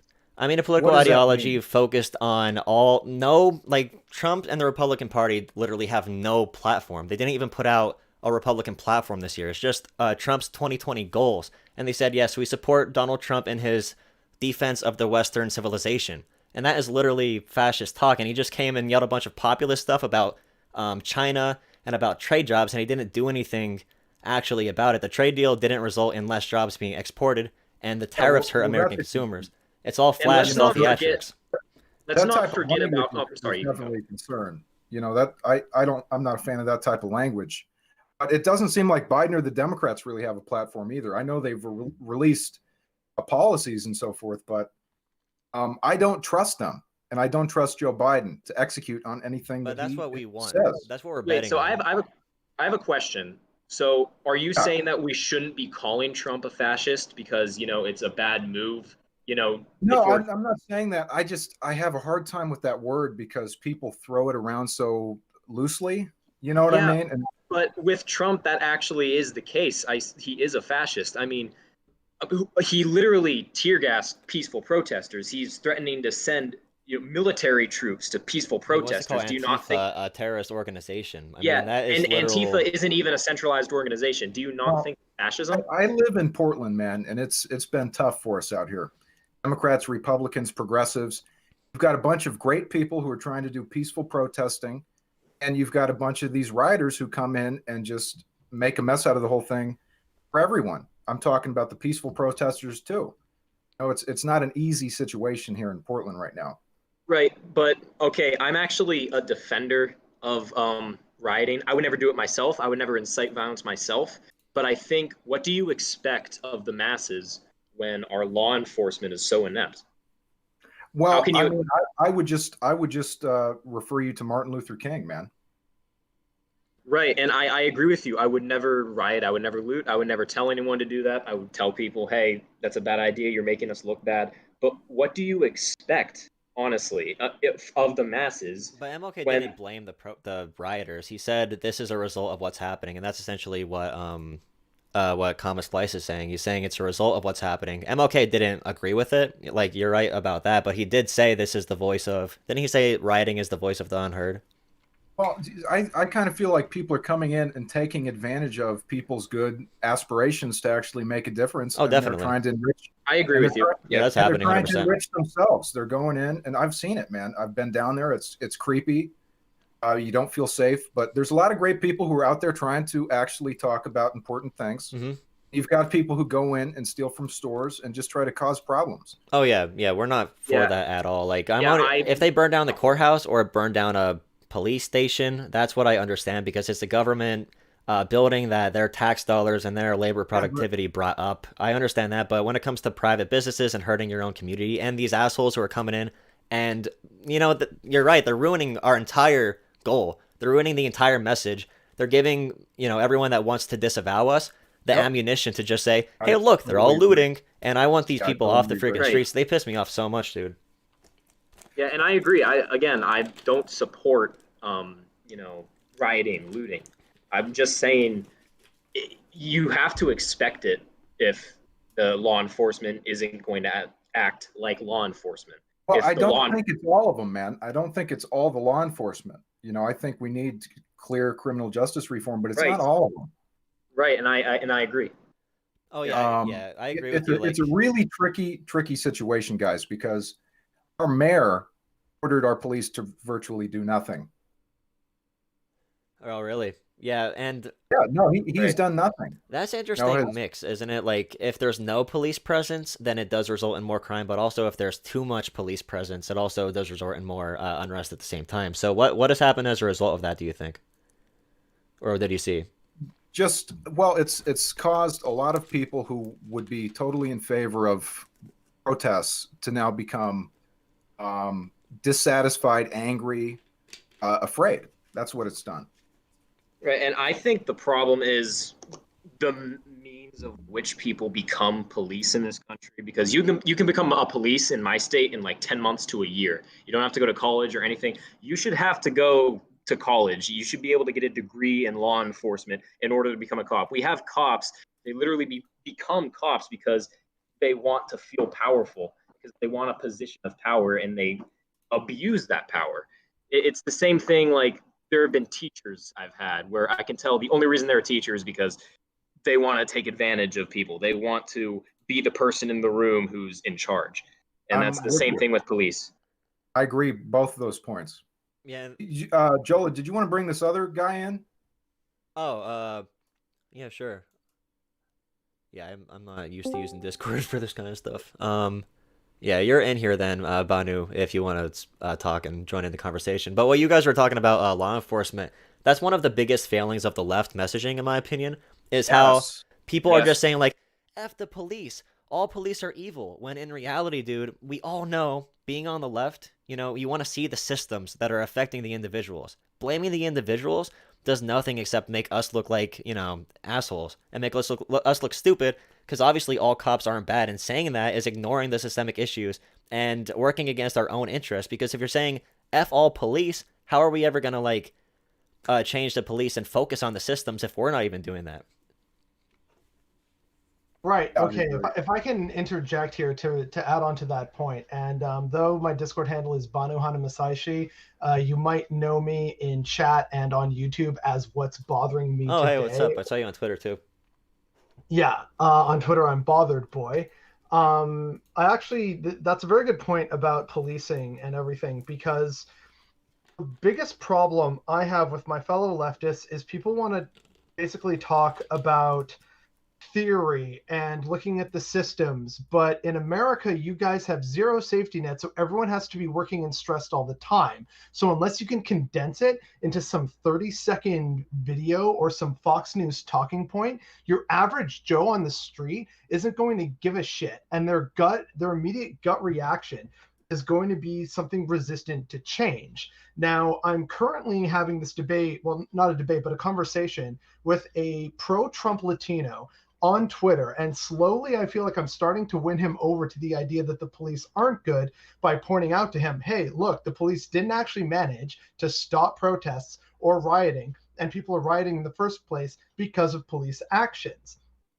Well, what's the alternative? And I said, well, here in my city, in my part of Canada, the way we got rid of our terrible drug needle problem and our prostitution problem was with, instead of like punitive policing, we had a jobs program. So when there was a bust, they said, hey, look, we're not going to throw you in jail, but you have to be on probation and you have to take some kind of job training. We got a new community center. We expanded local services. We expanded the local library. This was also in the 90s. So they improved internet connection. You have to provide meaningful services and action and a way out of poverty for people in the sort of black market side of things if you want to have any kind of meaningful change and make policing less necessary. Because the safest neighborhoods are not the neighborhoods that have the most cops. The safest neighborhoods are the ones that have the most services and stable employment. Yeah, and that's why I'm saying like the left saying police are the issue just isn't true. Of course, the police state is the issue, and we know divesting and investing. And I love the way that's what what's her name? Help me out, Zach. The vice president Walker, right? For Yes, Green Angela Party. Walker. Yes, that's how she phrases it. Divesting and investing, and I like that a lot more than defund the police because I feel like when we're picking our slogans, we really do need to be smart with it. Divesting and investing, I feel like has such more of a collectivist tone to it, and it's really what we're doing. It's That's not good, distracting from the yeah. message, and it can't be misconstrued like defund the police is as abolishing the police because obviously we don't want to do that. I mean, we don't believe in like this big mentality of law and order in the sense that conservatives do talk about it, but of course police are necessary. It's just we're doing it wrong in America. Well, I mean, you have a situation in Washington State, right, where they took over a section of Washington. That's kind of creepy, isn't it? Yeah, and Well, you got to think about it this way Yeah. too. It's like, who would replace the police if sort of an anarchist system came about? It would be the mafia. It would be gangs. So I think Oh, hang on. I would challenge that, but I think Kama got in there before me, so I'll let him speak. okay. Yeah, some people's arguments is of defunding the police is we need to invest more in like other social programs. Like instead of calling the police, you call a hotline for mental health. Like if you had like a domestic issue in the house, if your parents were fighting and like getting violent, you would call like a domestic abuse center. You have them come over, you have them settle the issue, and it would be much more peaceful, much more pragmatic than calling the police and then having even more tension. But I don't agree with defund the police. I think, if anything, we need to invest more in policing. We need to invest more in police training and, give police more of an idea of what it means to be a law enforcer. Nobody's arguing with police training and police reforms. I would like to see like an Elizabeth Warren style federal agency which would deal with these sort of things. If I can give you guys an outside of America perspective, here in Canada we have a lot of natives, and so the association with police, especially the federal police force that we have here in Canada, the RCMP, is not really a good one for the most part. And so a lot of Native communities have tried to find alternative ways of policing, which we're now looking into as hopefully viable alternatives. A lot of these tend to take into account native cultural and spiritual practices. And there's an example, I believe, somewhere up in the Yukon, which it's this town. They really only have, it's kind of a split policing duty. They have 4, I guess you could call them patrol officers. They don't carry guns. At the most, they have like mace, handcuffs. I don't think they even carry tasers.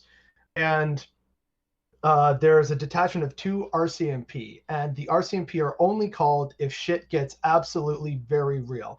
Otherwise, it's just these 4 native guys who know the community, they know their elders, everyone knows them. So there's already that kind of understanding and trust, and knowing that they're going to treat elders in the community with respect. And so far, it's resulted in way less arrests, way less domestic abuse calls, and incidentally enough, the response times for the RCMP have actually significantly increased, because now they know, oh shit, if we get a call from one of these guys, shit's very serious, so we need to go, as opposed to before where it's there's a bear on the property. Like it's a different way of policing without it really being police. A similar thing that's also been studied is this kind of large territorial band council patrol force, if you want to call it that. That's in Northern Ontario, which has like less people in it than, you know, in all of my cities spread out in an area that's the size of Texas. And the purpose of these guys is to sort of be a mix of park ranger, search and rescue, and hey, you shouldn't do that kind of policing. It's a very non-violent form of policing and corrections, if you want to call it that. And the result is they get along very well with the community. The community is willing to work with them. So it has to be usually from the local community. I think if you want to still have policing, it has to be incredibly localized. People from that community to have that baseline of some sort of diplomacy and understanding and common ground. But what do you do in a large city like New York City, who or which is the police state there is built up to the size of, I forget if it's like, if it was a country, it'd be ranked like the 40th or 30th biggest military in the world. Yeah, there's How more would you cops do in that New York though? City Like, than there are in the Canadian military. well, it's just American. When you have such varying wealth distributions, and you have a place so chaotic, and where the population density is so low, like New York City, how do you manage a community-based system when the place is a private military with their own CIA after the Patriot Act was passed? Like, they have so much funding there. It is the definition of a military. Like, how would you divest that into the community with your solution? So you basically get rid of, like, I think one of the things that you guys in America can do is that you can to change your precincts and who has power in said precincts and who has to patrol them. Change it so that it has to be a localized force. And if there are suddenly too many cops in one area, then, oh, guess what? That's a convenient and completely police-friendly response to forcing them into early retirement or getting rid of some bad cops. Granted, it's easier said than done because, as you point out, it's a much more complicated, multi-headed hydra of a beast that has a lot of pull and power. But if you can have a kind of more local policing, like the local Jersey boy is going to be patrolling Weehawken because that's where he grew up. If you want cops to get along with the people in Harlem, then it has to be with locals from Harlem. If all of a sudden, oh, well, we suddenly have too many police in some areas, then you can restructure it that way slowly over time. And if there's too much pushback, you could, even though of course it's not going to be popular, but with enough determination and power, you could go for the air quotations nuclear option, which is you fire the police and rehire new ones. This is actually what several third world countries, well, I shouldn't say third world, newly industrialized countries have been doing in parts of Latin America, Africa, and in various different states in India. When the police were way too corrupt, they said, you're all fired and we're hiring new people fresh out the get-go. And they had like some kind of state oversight to make sure that no one was going to try and bring in their old crony cop pals back in. And it actually resulted in way less corruption. But I know that that is a very nuclear option that would not go down well and would arguably cost more money than trying to redraw precincts and make it so that precincts have to be locally patrolled. Do you mind if we bring the conversation back to Biden? Sure. Yeah. Yeah, So, that'd be good. I mean, Well, okay, so comma. Okay, are you familiar with the Donna Brazil Politico article? no, I am not. So, well, let me ask you this then. Are you familiar with Hillary Clinton's contract with the Democratic Party in Yeah, 2015? Yes, of course. That doesn't bother you? It does bother me. Of course, it bothers me. Well, I mean, so they cheated you, right? They cheat you. Of course they did. They kick you in the teeth Uh-huh. over and over again. Try to discredit what you're trying to do, your arguments, your policies. It's too Uh-huh. expensive. It's communism. The mainstream media, which is basically another arm of the Democratic Party, they're complicit in that whole spinning of that. So you're okay with that. I'm not okay with That's that. what I haven't forgotten about Iowa and how Pete Buttigieg's campaign completely rigged it against Bernie, and they got the whole media attention. I haven't forgotten about how they never reported the full results of California after Bernie unquestionably Bernie won bros are California. brown coats, right? Or brown shirts. Yeah, that Yeah. was Exactly. Right? Yeah. But, I hate. why would you then support the people who did all of that stuff to you? They cheated you, they lied about you, they tried to discredit you. I don't. I don't and support. they don't represent you. They don't Why would represent you me. turn You're right. around and support that. I don't support them, but I am voting for Biden for pragmatic reasons. Yeah, I'm voting for Biden because, I mean, we've been over this. I don't support the DNC at all. I think It's not logical. It's not logical. I mean, it is logical if you're coming from a standpoint of I want faster movement of the progressive base. But okay, but I mean, you have ideas about how that would happen, right? Right. And that's good, right? You've got your ideas. And Can I'm I not ask you a necessarily- question? Hold on, I'm not necessarily saying those ideas are wrong. It's hard for me to understand how you could get behind a group of people who basically did all of the things I laid out. We don't think they want to win, though. Like, we were talking Yeah. about this earlier. We don't think they want to win because, like, we're having all these neocon That war doesn't matter. criminals. That's beside the point, man. But we're having That's these not- neocon war criminals at the Democratic convention and all these soccer wine moms Exactly. easing up to them because of Trump. They're allowed to use Trump as a shield. Everything bad in our country, they could just say, "Welp, Trump messed up again. Nancy Pelosi, go tear your paper behind Trump." And all the soccer moms are like, "Oh my gosh, she's But standing we up for need to us." we need to be able to hit the nuclear button. Okay, we need to be able to say, no, I'm not going to just fall in line and back you. Yeah, and we can do that. We can do that after we elect Biden, can't we? Like No, we can. can't. No, we Okay, can't. can I ask you a question? Please. Do you think that it would be better for the progressive movement if we elected Trump? Do you think that we would get ideas like Medicare for all, ending for-profit prisons, legalizing marijuana? Do you think that would be more plausible under a Trump presidency than a Biden presidency? I don't think Biden supports the policies you just suggested. He doesn't, but the Democratic Party can work while the Democratic Party, not the, you know what I mean, the progressive movement can work within the Democratic Party while the Democratic Party is in power, especially if we have the Senate and the House. So electing Biden is strictly Okay. strategical. I'm who not. Who are the allies that we're talking about? We're talking about Bernie Sanders, Rashida Tlaib, Right. AOC in the Congress, right? But Cori and Bush. we've got some new people coming in, right? But that's 10 people. That's 10 And- people. This is unprecedented. We have never had Democratic leadership in a post Bernie Sanders, post BLM era. Under I love Obama, it. the I left was love it. completely I'm glad silent. they're in there. There was no Right, left during Obama's presidency. I mean, the biggest surge in leftist politics in our history came in 2016 after a failed neoliberal corporatist. Right now, with fascism, I'm pretty sure the DNC has the highest approval rating they ever had, at least for around 30 years. Like, the DNC is literally think getting so that's much popularity and donations off of Trump. That's not good, man, that they're so popular. That's bad because not a good everyone's thing. everyone's running to them because of Trump. They're afraid of Trump. So we can't even, like, if I try to tell somebody the Democrats did something wrong, like, we know Obamacare didn't work. We know the trade deals didn't work. We know, I don't think Joe Biden's pandemic response would have been much better than Trump's.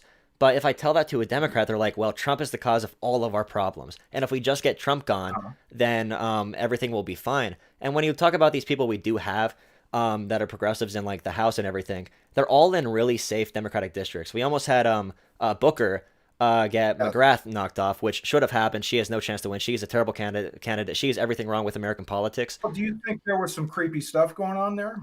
I remember seeing, I'm not saying anything. I saw a couple of articles that said there was voter suppression. Oh, yeah, there 100% was. And there totally was voter suppression. Definitely. Look, they cheat you at every step of the way. They don't like you, man. Guys, they don't like any of you. They don't care about what your policies are. They don't want you as part of the team. They would rather win without you. Oh, yeah, definitely. And that's why I'm saying we elect Biden and then make it known that we don't agree with him. Well, not even. I'd say that's fair. Not even in that way. It's just Bernie. That's a weak approach. When they try to blame the progressive movement for Biden losing, I think we should take ownership of it. We should say, yes, you have to listen to us. And if you want to lose and lose and lose for the next 15 years, that's your problem. But here we are, and you're going to have to work with us. But to me, that's not what it's about, because how is that going to help the progressive movement? Because my goal is getting these policies enacted and getting them enacted as fast as possible. If we just distance ourselves from the DNC, we make ourselves a minority. We make ourselves an imposing army against them. Is what well, I don't think we can do that. I don't think army yet, though. Are you suggesting doing a third party, just completely exiting? Because that's not going to be a popular idea. That's with going first to be past the post voting. Support progressives in the primary and then take our support elsewhere. We don't have that numbers. We just don't have that influence yet. If we had 25% of the Democratic Party who would literally say, I'm not voting for Biden, it's just we don't have that. We have about 5% of the Democratic Party that won't vote Biden, that was just there for Bernie, and then the rest of the party, 99 points whatever percent, is just going to go with Biden anyway. And why would the DNC come to us when we threaten corporate interests, when they could just go and be like, all right, we'll try to go right this election, we'll win by 8 million votes, maybe we'll lose the electoral college. I think that's the failure of the Green Party, is not attacking the Democratic Party in sufficient manner. You know? I think Jill Stein. I love Howie, right? I think he's a great guy. I love Jill Stein, but I don't think they hit the Democratic Party hard enough. Jill Stein in 2016 said she would prefer Trump over Hillary. She was a huge opponent of the Democratic Party. Dive into Hillary's creepiness. There's a lot of creepy stuff in the Clintons' background that she didn't touch. Look, I'm all for the Green Party. I'm all for. You've got to explain to progressives and to young people that the Democratic Party, not only are they not your friend, they're your enemy, and you're voting against yourself. Right. I think we need to elect Biden. We need to let moderate liberal voters know, hey, here's why our policies work. Here's why. Look at Biden right now, because Biden's Trump. Undoubtedly, you're more. If Trump wins, then the problem is Trump. If Biden wins and Biden doesn't fix anything, then the problem is the neoliberals. And then who becomes the answer in terms of the mainstream media? It becomes the next Republican. I agree with that. That's my fear. I agree with that, but I think it's more plausible that.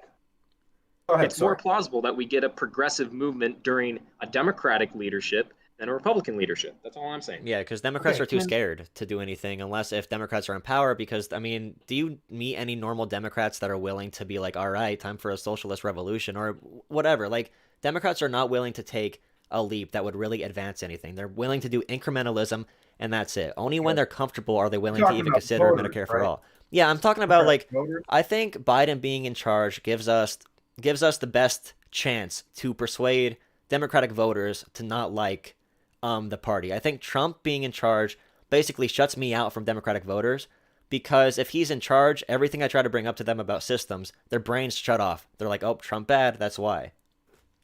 Right. Okay, well, I also want to bring this up. Okay, so Joe Biden does not deserve the nomination because Joe Biden. Yeah, I agree. Hold on. I mean, technically, because Joe Biden was dirt broke after South Carolina. He was dirt broke. Bernie Sanders had out fundraised him for months. Bernie Sanders had been on the ground in every Super Tuesday state forever. Bernie Sanders had massive outreach campaigns, one of which was run by Chuck Rocha, reaching out to Latinos. He had a massive, massive setup. Meanwhile, Joe Biden hadn't set foot in a Super Tuesday state for over a month before South Carolina. So what happened? Mainstream media, which is, again, another arm of the Democratic Party, pumped, I'm not joking you, $100 million of free positive advertising into Biden. Wall-to-wall coverage, $100 million. The MSNBC, NBC, all those places combined, $100 million of positive coverage. Meanwhile, going after Bernie. I remember at the time when Biden won South Carolina, myself and other progressives, we said to ourselves, well, it doesn't really matter. Biden's got 4 days to catch up in all these states. He's way behind. The mainstream media did the job for him. He didn't have 2 pennies to rub together. Biden was a horrific campaigner. He made gaffe after gaffe after gaffe, came in 4th and 5th and then 2nd in the preceding 3 states. He didn't win because he's a good campaigner. He didn't win because he had a good campaign.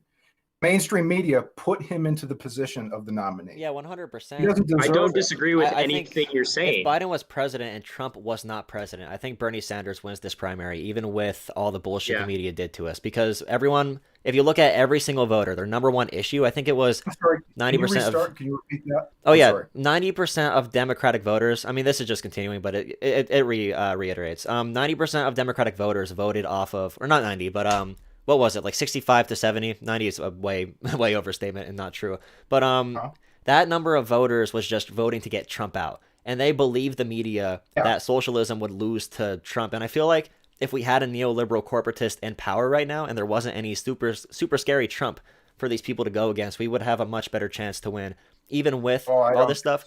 But what you said about all this brewing so it would be Hillary against Bernie in a primary. Yeah, oh my God, if we did Hillary and Bernie again now with our power, with our organizing in 2016 or previous, there was no leftist organizing at all in the United States. We had very minor. Dude, if we did Hillary, if we ran that back with our current organizing and our current power and everyone we have Bernie in the would house, crush Hillary. holy shit, I feel like we would win that by 10 points. No, it wouldn't happen, guys. Because here's the thing, though, right? You guys in America, and again, this is like an outsider's perspective. I just want to offer something as someone who's.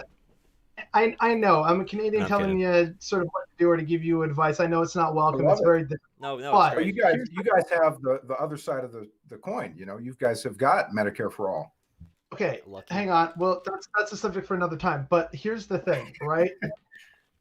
If I was like me, transplanted as an American, I'm a minority, and as much as I love Bernie and am still so fucking pissed at what the DNC and the media did to him in his campaign, and you're right, Joe Biden does not deserve the nomination. In terms of who am I voting for to sort of have the most impact on leftist politics and to also do the least harm to myself, my friends, my family, my black cousins, father, uncle, grandmother. For me, that has to be Joe Biden and the Democrats, because the alternative is getting gunned down in the street by a cop or some fucking MAGA-hatted militiaman. Okay. And the cherry on top about this whole farce is that I agree that Biden is shit, which is precisely why you should get him. Because, hang on, I'm almost done. Okay. Because this coronavirus pandemic and all this economic depression bullshit is gonna go on for at least a few more years. So if you hold your nose and vote for Biden and put him in and watch him flounder for a year or two, and that is when you really kick up the leftist rhetoric, but there's no longer the threat of Trump. That is when you really get a leftist army. That is when you can meaningfully show that the Democrats and the media don't know what the fuck they're doing and what they're talking about, and you get the real grassroots change that you want to see and believe America can get. Well, it sounds good. I was going to add to that, but you basically said it all. So, okay, it sounds good, but we thought that in 2020, man. We thought the same thing. We thought, okay, Hillary lost. It's our turn. As I laid out, the Democratic Party, ours that be the mainstream media, they went into action, okay, and they stopped it. And they would do the same thing if it was a Hillary presidency, and a Bernie Sanders primary in 2020. And BLM and the economic crash happened after Biden's win was inevitable. We were at a point where the economy was doing well. and Biden just happened to be there in the right place in the right time with the entire media helping him. So I think if the primaries were held in June, if Iowa started on like the first week of June, oh my God, Bernie would have won by a landslide, media or not. We're progressives. We're younger demographic. I think we underestimate the power of the mainstream media. We really do. Oh we no, do. no, I agree with you Of completely. course. I mean, the amount of free advertising Biden got right after South Carolina on that Saturday. What was it, like $100 billion between South Carolina? 100 million. Momentum. Yeah, Would you look it up? Actually, could you look it up for us? How much free? Yeah, I'll look it up. Yeah, and I think I agree with all your criticisms on Biden. I agree. He'll be a terrible president. And I think him being a terrible president is going to help the progressive movement if we stay active and vocal. And if not, it is going to get President Tucker Carlson or President Rush Limbaugh. If Bernie Sanders was the nominee, do you think they would support him? I think MSNBC, No, I don't think they CNN would pretend to like be on his side, but also they would constantly, I don't know if he's going to win. He's a socialist. It wouldn't matter. Right. He could be 20 points down, and the DNC would, I don't know if he's going to win. I don't know if this is a safe candidate. I don't know if they'd go as far as to what my brother once said was they would get behind Bernie. They would let him be the nominee. They would let him be president. They would probably try to assassinate him like a year or two into his presidency. I could see that. All right, so I can see that. just on the numbers, it is 100 million, by the way, between South Carolina and Super Tuesday. Yeah, and Joe Biden did not earn the nomination fair and square, period. And Hillary Clinton basically, so as Donna Brazile outlined, and we covered this on my show, as Donna Brazile outlines in her Politico article, Hillary Clinton basically was the nominee, technically speaking, in 2015 before a single vote had been cast. Right? If that's not a unjust process, I don't know what is. Yeah, and I agree with you. All the functions in the DNC, the way I look at it is like New Hampshire and Iowa, for example, and the debacle that happened in Iowa. I think we need to keep on pushing and pushing and pushing for more and more progressives to be in the Democratic Party to make sure they don't do, they do less of that. I mean, I understand that no matter what, this corruption and this grotesque manipulation by wealth is going to be present, but I feel like the more and more people we have in there, the more and more we might catch that stuff. And on the media, like MSNBC, if Bernie Sanders became the nominee with a 90% approval rating in the Democratic Party, like he was the most popular by far. In polling, he was the one that people thought were like them the most, like understood their issues. If MSNBC and CNN with all their Democratic viewership against, like, say it's Trump, say it's Tucker, whatever right-wing populist is running, if those networks actually went 100% against Bernie Sanders, I feel like they will lose most of their viewership at that point. And that's why we need to make sure people know on the ground, like, we're right. Man, this time. I think they would be really sly about it. We kind of thought that this time. That I remember seeing Kyle Kulinski do a video saying that it's going to help Bernie, them hitting him. It didn't. Oh, no. Can I say this too, that you guys will find this interesting? And by the way, you have a person who's trying to join in, Jola. Oh yeah. Oh shit. Okay, so he. Right? Okay, they're from Puerto Rico. I think they messaged me. Okay.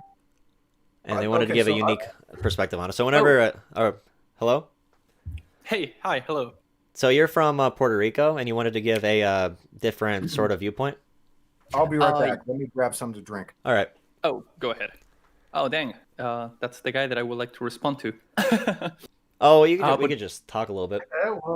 Yeah, for sure. But basically, like, I agree with, I guess, Como Splice and my muted man, Hanima Saishi, about that. Yeah, we should be voting. Call me Bothered Boy. That's how people know me on Twitter. Oh, excuse me, how? Bothered Boy. Bothered Boy. I'm bothered by something every day. I see. All right, so yeah, like I agree, we should be voting Biden, and I really don't see the point of people trying to like, excuse me, English is kind of tough, like trying to say like, I don't know, we will have better chances as a progressive movement if Trump was in power, because I don't know, like people will be more mad or anything. But like, I don't know, I really agree with the idea that it will be easier to make a grassroots movement under a democratic government than onto a Republican government. And the thing that I wanted to offer as a new perspective is that you guys, I mean, you haven't said it, and I don't know if you even consider it, but like the United States, it's kind of a big country, and what happens there, it's pretty important all around the world. Like we had a real surreal surge of far-right movements in many parts of South America, Latin America, in Brazil, in Europe, in Eastern Asia, the and entire stuff world, like. definitely. Yeah, so think about what a second Trump presidency will do to the world. That's one Right. thing. Well, I'm from back. Yeah. So, Hey, Zach. how did you want to respond, man? Oh yeah, like I really don't think it's important that Biden didn't win the nomination fairly and square, because we know, like everyone here knows, like Biden sucks. He's an old fart. He can barely contain a full sentence in his brain. Worse Like we get it. He's trash. But is that really like worse than a second Trump like, term? I think that's an interesting conversation. I think it's equally as negative. I totally I- Dude, but like Joe Biden didn't go in the RNC with all of his familiars, to be like, hey, you know what we need to do in schools? Teach American exceptionalism. I don't know if you read Yeah. the Yeah, that's 50 fascism. bullet point. Joe That's Biden is not straight up pushing a fascism. far-right white nationalist culture war. Well, Yeah, that's do for you sure. guys- How do you guys take the fact that Joe Biden was cozy with KKK congressmen? I agree yeah, Trump with and is you. he was also- also Trump and is- he was also cozy. Trump, Biden never tried to groping women. organize I won't say fascist, a right-wing nationalist super cult. Like that is Trump's goal to win. Okay. Biden has never Well, done that. Yeah. I mean, But- Joe have- Biden didn't go. we have on QAnon. public I agree that Joe and be Biden's like, I'm a racist. nationalist. which Yeah, is Joe something Biden is that Trump definitely a did. racist. Screw Yeah, Joe definitely. Biden, dude. Okay. Like, No, he sucks. He sucks. Okay, but like, let me I, hit you guys with this. This will be interesting. Mhm. Name a racist Trump policy. well, okay, he doesn't the have any travel ban policies. from all Muslims. Okay, well, From the then- policies, like from the Try- 50 bullet point. Here's a racist Trump policy. Can I have a few seconds? Yeah, Of go. course. School choice is an incredibly racist policy. Yes.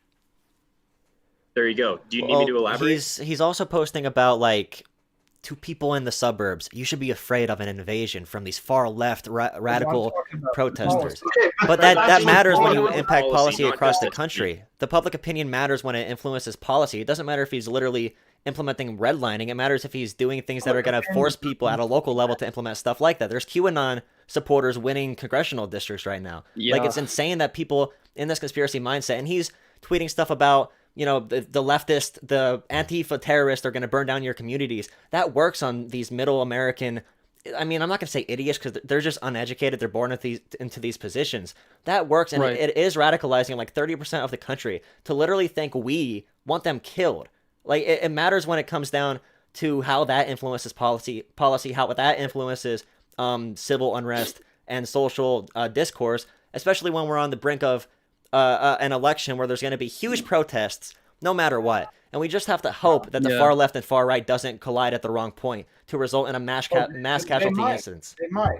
It would not be good. But okay, so I heard school choice, right? So okay. Right. I will take that. I accept that. But okay, let's see if we can agree that segregated busing is worse. Can we agree to that? Yeah, but it's Yes. 2020, dude. And are you going to go with, oh, well, Biden supported that, and therefore... Bernie used to be really anti-immigrant. I mean, he Okay, what about the crime bill that Joe Biden wrote? I About agree that. with you. Yeah, but Trump like, doesn't Biden have a didn't write history it, in government. Okay, You but don't- Yeah. you guys posed the question. I said that it was equally as bad, and you guys are now defending Joe Biden. Okay, I'm not that's- defending Joe him. We're Biden. saying I'm it's- just saying Joe Trump is Biden. easily worse. Yes, that's the position we're defending. We're not saying like Joe Biden, like it's a good guy. We're just saying like Trump is obviously worse. At the Like, same the time- boy went yesterday and That's said that we had to drain the globalist swamp by taking on international organizations that hurt American citizens. What does that sound to you? globalist organization. Well, it depends on what You know what a that- they're globalist pushing is for- on a right wing pushing for what's you China know what too. right wing people say, like globalists Well, okay, too. but, you know? but Hillary Clinton wanted, quote, a globalist world government. But Didn't we she say don't something? care about what they want. We We don't care about care what about the Clinton, implications dude. of them being elected is going to be right now. I mean, right when Trump was involved in the crime bill If you stuff, use the term, it's around important to put it in if Trump context. was in office at the same time Biden was doing the crime bill stuff, he would have pushed for even more radical policies with the Central Park Five, that full page. I'm sure most of us have heard about that. I The mean, full we're- page we're article. We're talking about the same Trump who was pro-choice, right?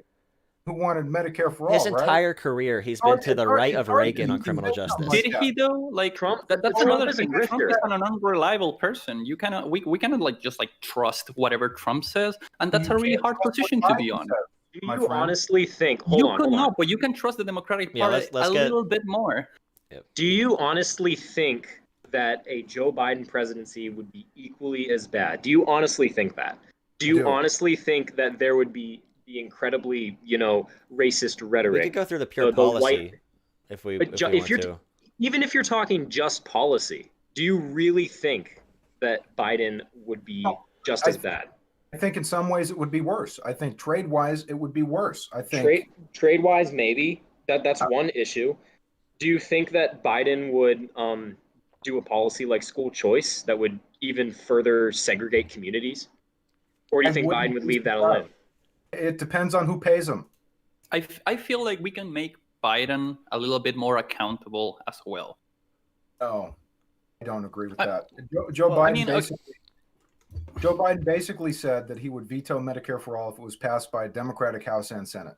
Joe Biden does not care what you guys think. Wait, when did It's he about- when did Hang he on. said that? Yeah, let's When did he say that?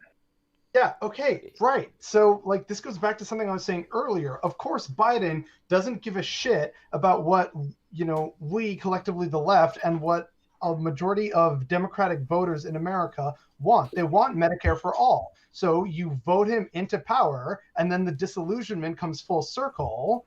Whereas at least under Trump, they know they're not going to get it. Under Joe Biden, the DNC, they either don't pass it, and then they cripple themselves by basically shooting themselves in the foot, or they eventually cave to the sheer pressure of America, especially during a goddamn pandemic. And Yeah. then you either get Medicare for all, or you at least get a massive surge of leftist support. That's what I was saying it earlier. wouldn't happen. It wouldn't happen. When Donald Trump gave his State of the Union, the entire Democratic Party stood and clapped when Donald Trump said, "We're not a socialist." I don't give a shit country." about the Democratic Party though. We care about Democratic I don't care about voters. the Democratic Party either. And Yeah, like- the fact is, in American You're- history, the biggest leftist surges have came after neoliberal Okay, corporatists. well, hold on. Well, I'm taking it point by point. He just said that we would have a better chance of achieving progressive policy. Yes, because You the don't agree with voters, that. the voters would Yeah, but know that but they Biden would. sucks. Not a Right now they progressive think, policy. but right now they think all the problems are Trump. The voters would learn Biden is bad. We can't tell them the neoliberal corporatists are bad if we have a fascist in office. It's just, I know you don't like, sorry, ultranationalist in office. It doesn't, I mean, do you have a point? How about this? Well, first I want to go down, is it all right for you guys if I read like policy positions that are differing that like are guarantees, like not Medicare for all, not the Green New Deal, but what's guaranteed to not happen as a result of like Sure. Trump and Biden. So Mhm. on healthcare, the ACA is terrible. We know the origins of it. We know what it has done. But with Biden winning over Trump, if he just restores Obamacare again, literally, and I need exact numbers, but I just have the data, 20 plus million Americans more will have healthcare that don't have healthcare right now under Trump. And these are all poor Americans because he eliminated the Obamacare mandate and funding in conservative states for Obamacare. So 20 million poor, impoverished people lost their healthcare. With climate, and you could Google it, New York Times, 100 climate policies Trump wants to undo. So there's 100 climate policies Trump wants to get rid of. He got rid of 70 so far. And these are things like restricting how many barrels of oil you can dump, how much oil, how many the national parks Trump is allowing these companies to drill into, and it's been decided by lower courts with like the Native American areas. And Trump is 70 out of 100 of the way there. Those are 70 policies dating back 30 years, and all these policies, if you look them up by one, the corporatists did not want to pass them. It came as a result of extreme activist pressure, and Trump essentially threw those out the window. And the other ones are executive orders. We know presidential power is so strong nowadays, it's bullshit. The executive can do so much, but that's 100 climate policies spreading over 30 years that will be completely gone. And when it comes to climate change, at least Biden is pledging to do something or just like at all. And if he doesn't do something, then we could use it to dissuade public interest away from him and say, hey, these Democrats are not taking the climate crisis serious enough. And we can radicalize them more to the left. But those Everything that Biden. Oh, I'm sorry. But when we're making these decisions, we have to have in mind, I hate the harm reductionist standpoint, but it is 20 million more people with healthcare. It's 100 less climate policies completely erased from the map. And I have other points too. I just can't find them. Or everything that Biden fails on or is insufficient on, the left can combat. And Zach, I get your, fear, right? That it's not going to happen. We're just going to go to another, far right Republican after Biden. But I'm saying we need to make sure, people like us who are progressives need to make sure that the movement never stops, that when we continue to see police brutality, that we continue to see racial disparity, that we never stop fighting and we recognize neoliberalism as the problem. Because if Trump is in office, we need to recognize both fascism and neoliberalism as an enemy. And yeah. Okay, but I mean, why are we justifying the two? Why are we looking at both are equally damaging to the American people? They aren't. No, they're not equally. they're not I'm equal. telling you, as a minority, it's not. They're both shitty. From Puerto Rico, Occams, can you give us your perspective on the American impact on Puerto Rico? And Trump basically said Puerto Rico's not real, right? And he cut off any funding that was available. Puerto Rico doesn't exist. We're not real, dude. And that day we disappeared. No, but like, Bothered Boy, for example, had a good point. Like, we need. I'm sorry if like this is a hard point to like. I'm gonna try to get it across. I'm sorry, my English is not the best, but like, dude, what I came in to say is like we also, and you guys, like, you are only in the States except for the man in Canada, right? Like, Yep. I'm sorry to pop that kind of North American bubble, but Puerto Rico has been fighting for years and years and years, and we've never stopped. And you know what makes it impossible for us to actually reach anything? Like, the lack of support from actual Americans. You guys just don't fucking help because we don't exist, And even taking this away Bernie from cares about you. Bernie Excuse me? Sanders cared about you. Bernie Right. didn't care, So- or he Let did. him just continue with his thing. Just one thing. Can you sort of like differentiate? Like, are you familiar with how different U.S. presidents affected our policy towards Puerto Rico? Like the difference between, like, say, Obama Every or Trump? time you guys move to the right, we get less rights. We get like higher unemployment. It's literally 1-to-1. Like, when you guys move to the right, not only Puerto Rico, but most of the world gets fucked. Like, are you actually turning a blind eye to the fact that when Trump became president, there was a wave of right-wing movements all around the world rising up with the same rhetoric that Trump has? Like, if we had a second term with Trump, countries like Brazil, countries like Chile, which is like a burning hell right now, countries like Colombia, like Venezuela, like they will be mega fucked. And like, Americans, Basically, all the cities of my heritage, or all the nations of my heritage. Yeah, pretty much. yeah, basically. Hold on, like, don't interrupt him. Let him talk. Oh my boy. But yeah, like, dude, there's no comparison between a Democratic and a Republican government on its effect in the rest of the world. There's no comparison. Like, Chile has a president now. I think his name is Sebastián Piñera, and the guy straight up copied transcripts from Trump's rallies and stuff like that. Like, it's an effective strategy to make like right-wing groups emerge all around the world, and he's counting on that. If we had another Trump presidency in the United States, like, that's going to affect the rest of the world, and it's going to make it consequentially harder for Americans to get out of that right-wing rabbit hole. And I'm scared about that, because of this, there are uprisings and unrest like all around the world, and people are dying, people are fighting. America deployed the militarized police, and guess what? Guess what happened in like so many other countries? Chile now has like a full, like almost the whole military on their streets. Colombia as well. Like, dude, like there's straight up not comparison. And trying to say like, well, actually, I don't really trust Biden to do change. I don't really trust it. Like maybe Trump wouldn't be that bad. It will be better for the progressive movement. It's just like turning a blind eye to the rest of the world and having a super Americanistic view. If that's a word, like that will be the best way to describe it. It's super Americanistic. You know, it's America from America, and like as if you guys were not like literally one of the most important countries in the fucking world. You know, and Us.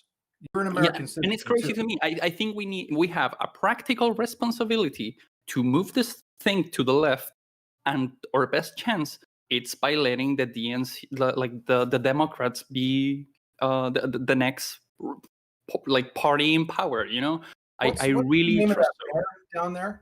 Excuse me. What's the name of the mayor in Puerto Rico? The one who's been on TV and stuff? I mean, like there are many, but you mean Carmen Yulín Cruz, or like who? Yes, right. Yeah, the mayor of San Juan, right? Yes. Excuse me. Yeah, she's from San Juan. Yes. Yeah, she's fantastic. The progressives care about Puerto Rico, certainly, certainly. But the Democrats, yeah, Do you honestly think that places like Puerto Rico would be better off under Trump than Biden, though? That's what he's getting at. I mean, it was kind of fun when he was throwing toilet paper at us as if we were like fucking like monkeys.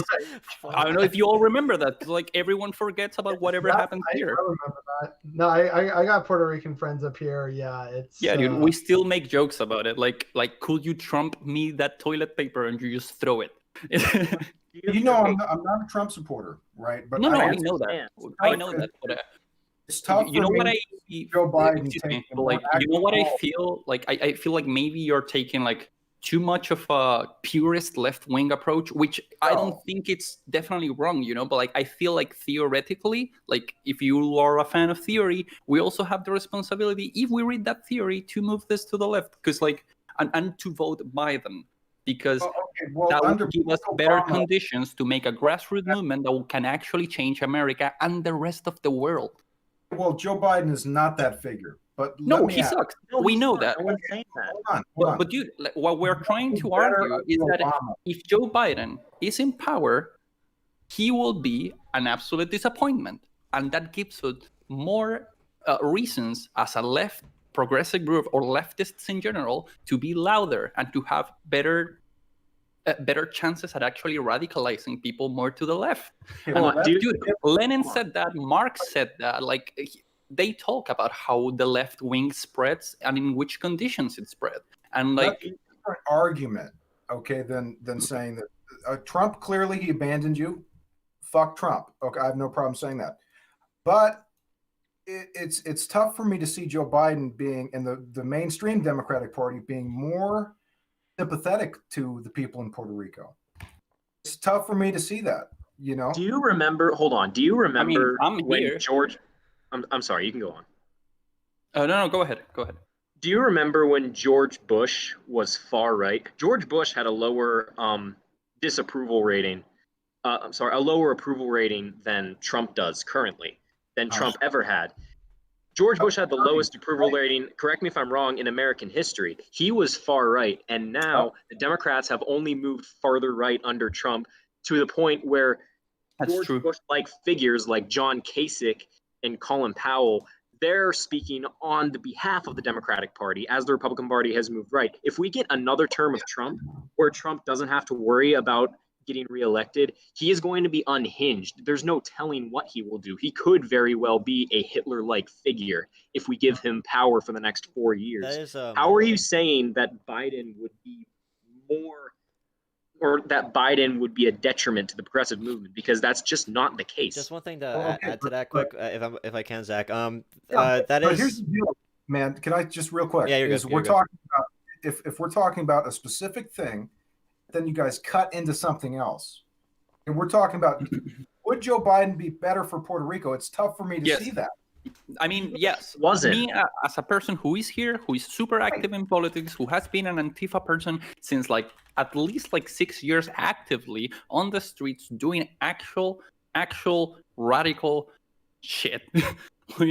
I can tell you, and I'm not trying to say like you should trust me because I'm here, you should trust me because I'm this or that, but like on my honest opinion, from what I gather, from the news I hear, from the second language that I master, I have a different perspective on how America shapes the world.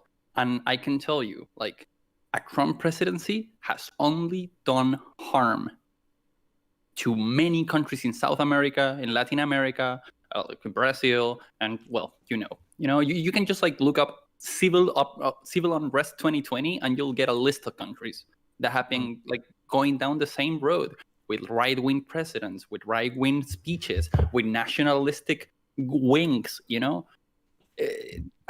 I know, like, I have no way of actually replying to your question to like, will it be better for Puerto Rico? Like, I can only tell you what I believe will happen, but I have a lot of experience backing me up, I'd say.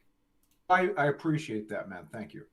And Zach, can I even if I grant you that Biden would be just as bad on Puerto Rico as Trump, even if I grant you that, would it not be better to have Biden in office, to have Democratic leadership in America? Would that not be a net gain for the progressive movement? No, it wouldn't. It would be sad, man, because these Democrats are not Democrats. We can't escape the fact that it's sad. I'm saying what's more likely? What's more likely, a progressive movement sparked with Democratic leadership or a progressive movement sparked with Republican leadership? What's more likely? It can happen either way, man. I think we've got our opportunity in 2024, and we better run a Trump-like candidate who is going to just absolutely devastate the competition, devastate the mainstream media. That's who we need. We don't need Bernie Sanders, who's out there saying Joe Biden is my friend. There's a difference. There's a difference. Okay. I'll let you finish. Wait, excuse me. I have one question for Zach. Like, would you agree that Bernie Sanders is like a progressive politician, or like in most things? Yes, he is. Yeah, and shouldn't we maybe trust his judgment when he makes these kind of political moves? I think there are certain things that he does that leftists get mad at that I disagree with. But there are certain things where Bernie does legitimately have the wrong strategy, and I think it's okay to critique that. Yeah, Bernie basically handicapped himself. I mean, you can find example after example. I mean, the press did a good job at that as well. Oh, but he did it to himself as well. So we need a Trump-like figure. I think Nina Turner sort of has some of those elements. Not sure if she goes as far as I would like, but we need somebody who's going to go in with the sledgehammer in the same way that Donald Trump was not for posterity trying to protect Jeb Bush just in case it ended up being Jeb Bush. No. He went in and tore them apart. He buried his Republican opponents, buried them. That doesn't work in the Democratic Party, though. The Democratic voters, I mean, Republicans by nature are more individualistic, are more like, we're going to get this shit done right now. We want to go crazy. Democratic voters get scared really easy because that's how they vote. Democratic voters only vote left if they're feeling really comfortable. They never vote left when there's a far-right fascist. But if I'm on the debate stage and I'm Bernie Sanders and I say Joe Biden is credibly accused of rape, and just check out the videos of him groping little girls Senate hearings, it's going to draw some eyebrows. I'll tell you that. He probably knew that Biden was already going to win. They were going to screw him over either way, so he feels that he didn't want to. I mean, we all knew. Like, it was no surprise that they were going to fuck him over. Played with kids' gloves. I mean, there's so much. That is true. I actually 100% agree with Zach here. I think Bernie definitely had the wrong strategy. He could have done harder. The only thing he hit Biden on was Social Security. Yeah. There's a laundry list of things you could hit Joe Biden but on. once it got to like the final debates, at that point it was too late. I definitely agree with you before. He should have. 100%, dude, 100%. I just think at the end his goals changed. I would have decapitated Elizabeth Warren. She tried to come in Texas. Okay, I would have destroyed her campaign. He didn't go there, man. He didn't do it. But the way the voters reacted, I feel like if he would have done that, they would have left him, because Democratic voters, I mean, you could tell by how politicians act. They're all about decency. They're all about, we have to be nice to each other. We have to have. You bring up the fact that she calls herself a Native American. Okay, Democratic voters won't. They don't care about that. Yeah, it depends on the framing. I wish they did. Elizabeth Warren had 1/1000th Native American DNA. frame it as she took a Native American's job for her own personal gain. What kind of a sleazebag is that? Okay. And now she's trying to paint me, the most progressive politician in the country, as a sexist. Elizabeth Warren is in this for her own political gain. She's trying to attack me, somebody who is looking out for the interests of women, minorities, and the American middle class. And I totally agree with you. See, you hit her I like totally that. agree with you. Yeah, Hit her Bernie like that. didn't have a good strategy in the primary, but we need to focus on right now. We can't just lament over what happened in the primary and everything I'm went saying wrong what I and would everything. like in the next. I'm not lamenting. I'm saying what I would like in the next progressive challenger. Right. And would you rather that be a primary against Biden in 2024 No. or against a brand Look, new look Republican? historically, man. Ted Kennedy, who ran against Jimmy Carter, it didn't work. It doesn't work. When you run against an incumbent president, it never works. This is an unprecedented situation, though, where it's post-coronavirus, post-BLM. Reagan, Post Ronald Reagan, coronavirus, hold on, dude, excuse this me, hold thing's still going. Ronald Reagan, who ran against Gerald Ford, who was a failed president, who wasn't even elected. Reagan couldn't beat Ford, who sucked.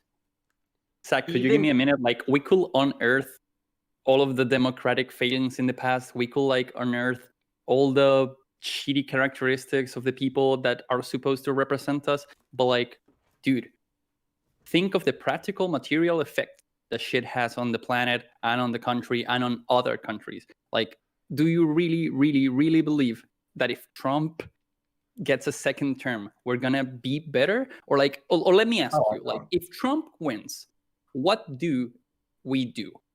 On the progressive sense, what do we do? How does this help us, and how Biden being president is detrimental to us? I what believe do we do practically? It's the same situation. It has the same impact on the American people. It's a anti-American people, anti-working class policy, no matter how you look at it, from both of them.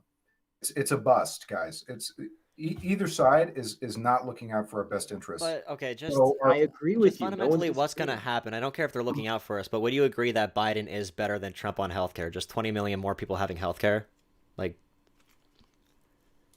Well, he supports a public option, right? But no, just restoring Obamacare as was would give 20 million more people healthcare now because Trump took it away. Well, okay. Well, I would agree on that point, but it doesn't.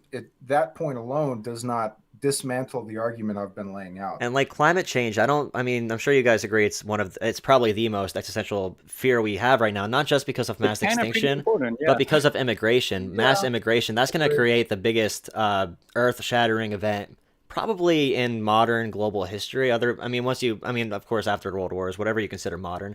Let's not. You could go. I'm just going to say, let's not forget about the court picks. Do you really think that Biden's court picks would be equally as bad as Trump's? Oh, not at all, dude. Like that guy is going to jail after he ends his term, dude. Like, well, Hillary should be in jail too. We don't care about. Yeah, I agree. In jail. Put them together. Like, I don't care about. That's like a Jimmy Dore talking point. I don't care like about the actual people. It's not a talking point. It's not. It is though. It doesn't have anything to do with what we're discussing right now. We're talking about the fundamental future of the progressive movement and fundamental materialistic lives of Americans in the next 4 years and what could push us forward. I don't give a shit about Hillary Clinton. Zach, we agreed in the beginning. Like, what does the left do under a Trump president?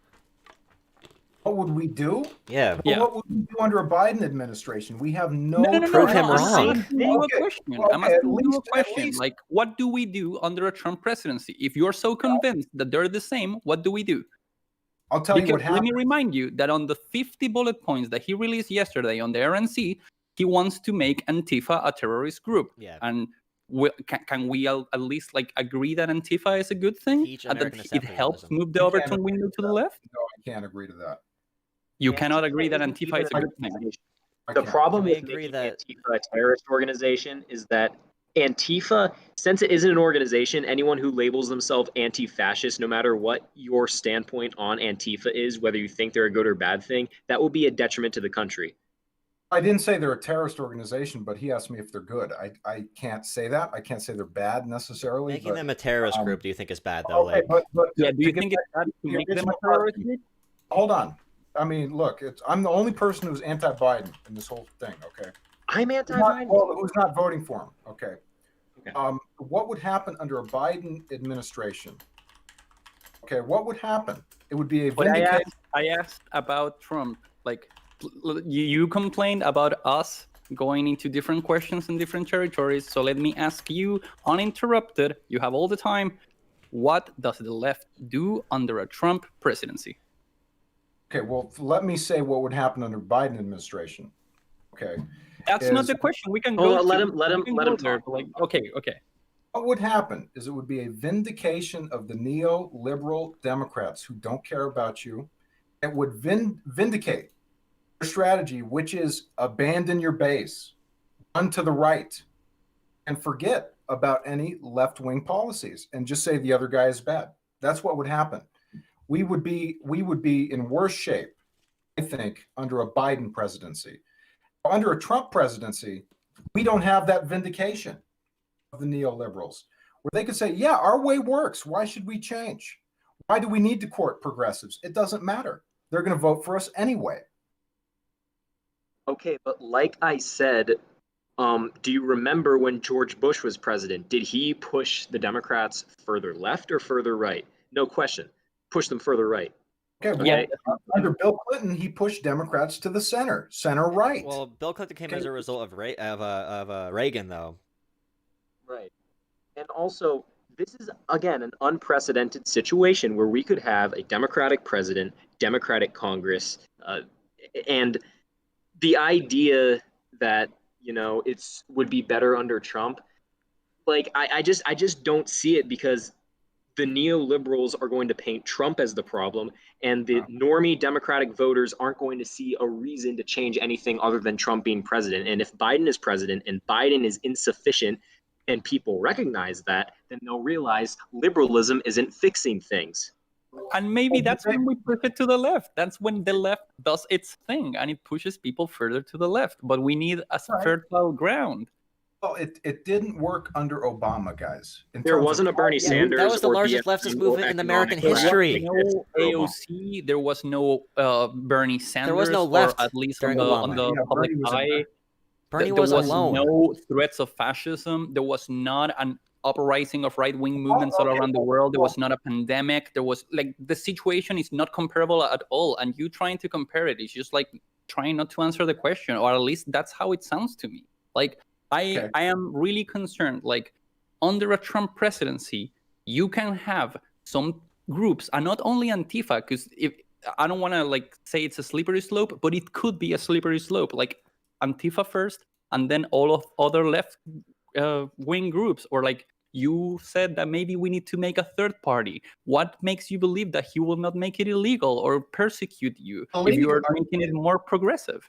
No, Like, that's a There's no joke. fertile That's- ground for that's- progressive politics under Trump presidency. No, that's a rational fear of Trump, is what that is. Dude, How is it that's irrational? He's irrational. already It's not late. irrational. Trump People is are gonna dying ban like third as a parties. direct consequence of his presidency. That's crazy. That Trump would ban third parties. You have no evidence of that. I mean, he just mentioned Antifa, and I said I don't want to make it a slippery slope, but it could be. And the guy is pretty unstable enough to make me wonder, will he try to shut up opposition? Because, like, hear me out. The USPS thing, the Postal Service thing, it's not like a thing of him against the Postal Service. It's him trying to like dissuade the Democrats from voting, and that's manipulation, and that's shitty. Like when your approval rating is super low and your re-election rate can be like super high, like you're entering into fascism territory. Donald Trump's concern, again, as somebody who is a Green Party voter, and look, I am an independent, so I see both sides of the arguments. Okay, so Donald Trump's concern is that people will be voting before the presidential debates, and that's the reality of the situation right now.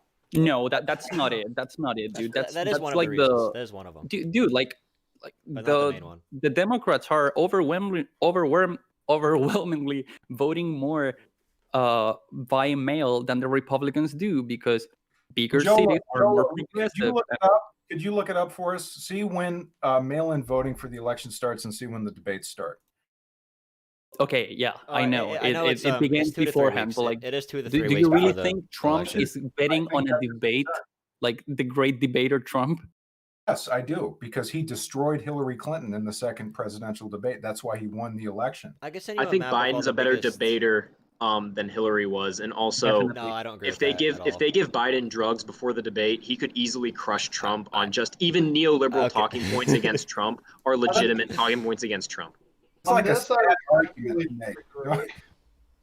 If they give him drugs, he'll be okay. That's the position that we're in. Yes. We want We're Biden to only be have to do bad. that for When 4 Biden's years. president, people realize how inefficient he is and how the Democratic Party does not care about the working class. The working class will rise up. The working class will take over the Democratic Party. That's the goal. BLM marches will not stop under a Biden presidency because mass incarceration will not stop. Because And liberalism they will be isn't shot under Trump presidency. They will be shot, and they're continuing to be shot. And like the motherfucker deployed like armed police. Like that doesn't happen under Democrats. Well, how like, about yeah, people were being shot under Obama for Right. sure, but not at this extent and not with these rhetorical tools that he uses that are extremely right wing, extremely like fascist, like.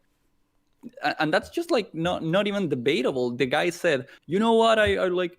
I one word that I miss a lot. It's nationalist. It used to be a bad thing, but you know what I am? I am a nationalist. When did he say that? Like on 2017. Like we have Right. a lot of footage of the man saying, "Oh, Poland will not be broken. The Western civilization will survive." This is all fascist talking points that are not present on the Democrat side. The left has never been as prominent as they are right now. Man. If we're gonna keep going, I got to get my charger. What do you say about you have to go get your charger? Yeah, well, how long do you want to keep going? We're honestly just relaxing right now. I might cut this out and make a clip out of it and just post the second half. But What's up to you? Like, how long do you want to go? hey, man, I like I'm not even. You want to go till another half hour? I can do that. Sure. Up to you, man. Yeah, yeah, another half hour is good. And I have a question for Zach then once we get Okay, resituated. well, give me a second. Yeah. Right, well, in the beginning of this whole thing, the point I made was that the whole point is to get the progressive movement in a better situation. Right now, we're in a terrible situation, and that's undeniable, right? But is it honestly like rational to say that we would get somewhere under Trump more than we get somewhere under Biden? Like, if we can't mobilize under Trump because the Republican leadership would shut us down. Yeah, Under Democratic leadership, they understand that we're a crucial part of the party. all They the can't bad escape parts, that. like all the bad things that we agree with on Zach bringing up is stuff that we're like, okay, this is good. Like this is what we want. We want Joe Biden to be the worst form of Joe Biden. We want him to be such a Right. bad representative of the upper class that people realize it's a bullshit thing. How can we We want to display be disappointed. that liberalism doesn't work? Oh yeah, you want to give a if little we bit of don't a have liberalism in power? Because compared to fascism, liberalism sounds like a dream. yeah, it is still a liberal democracy that works. But bothered boy, you didn't really get in at all there, so you want to give your little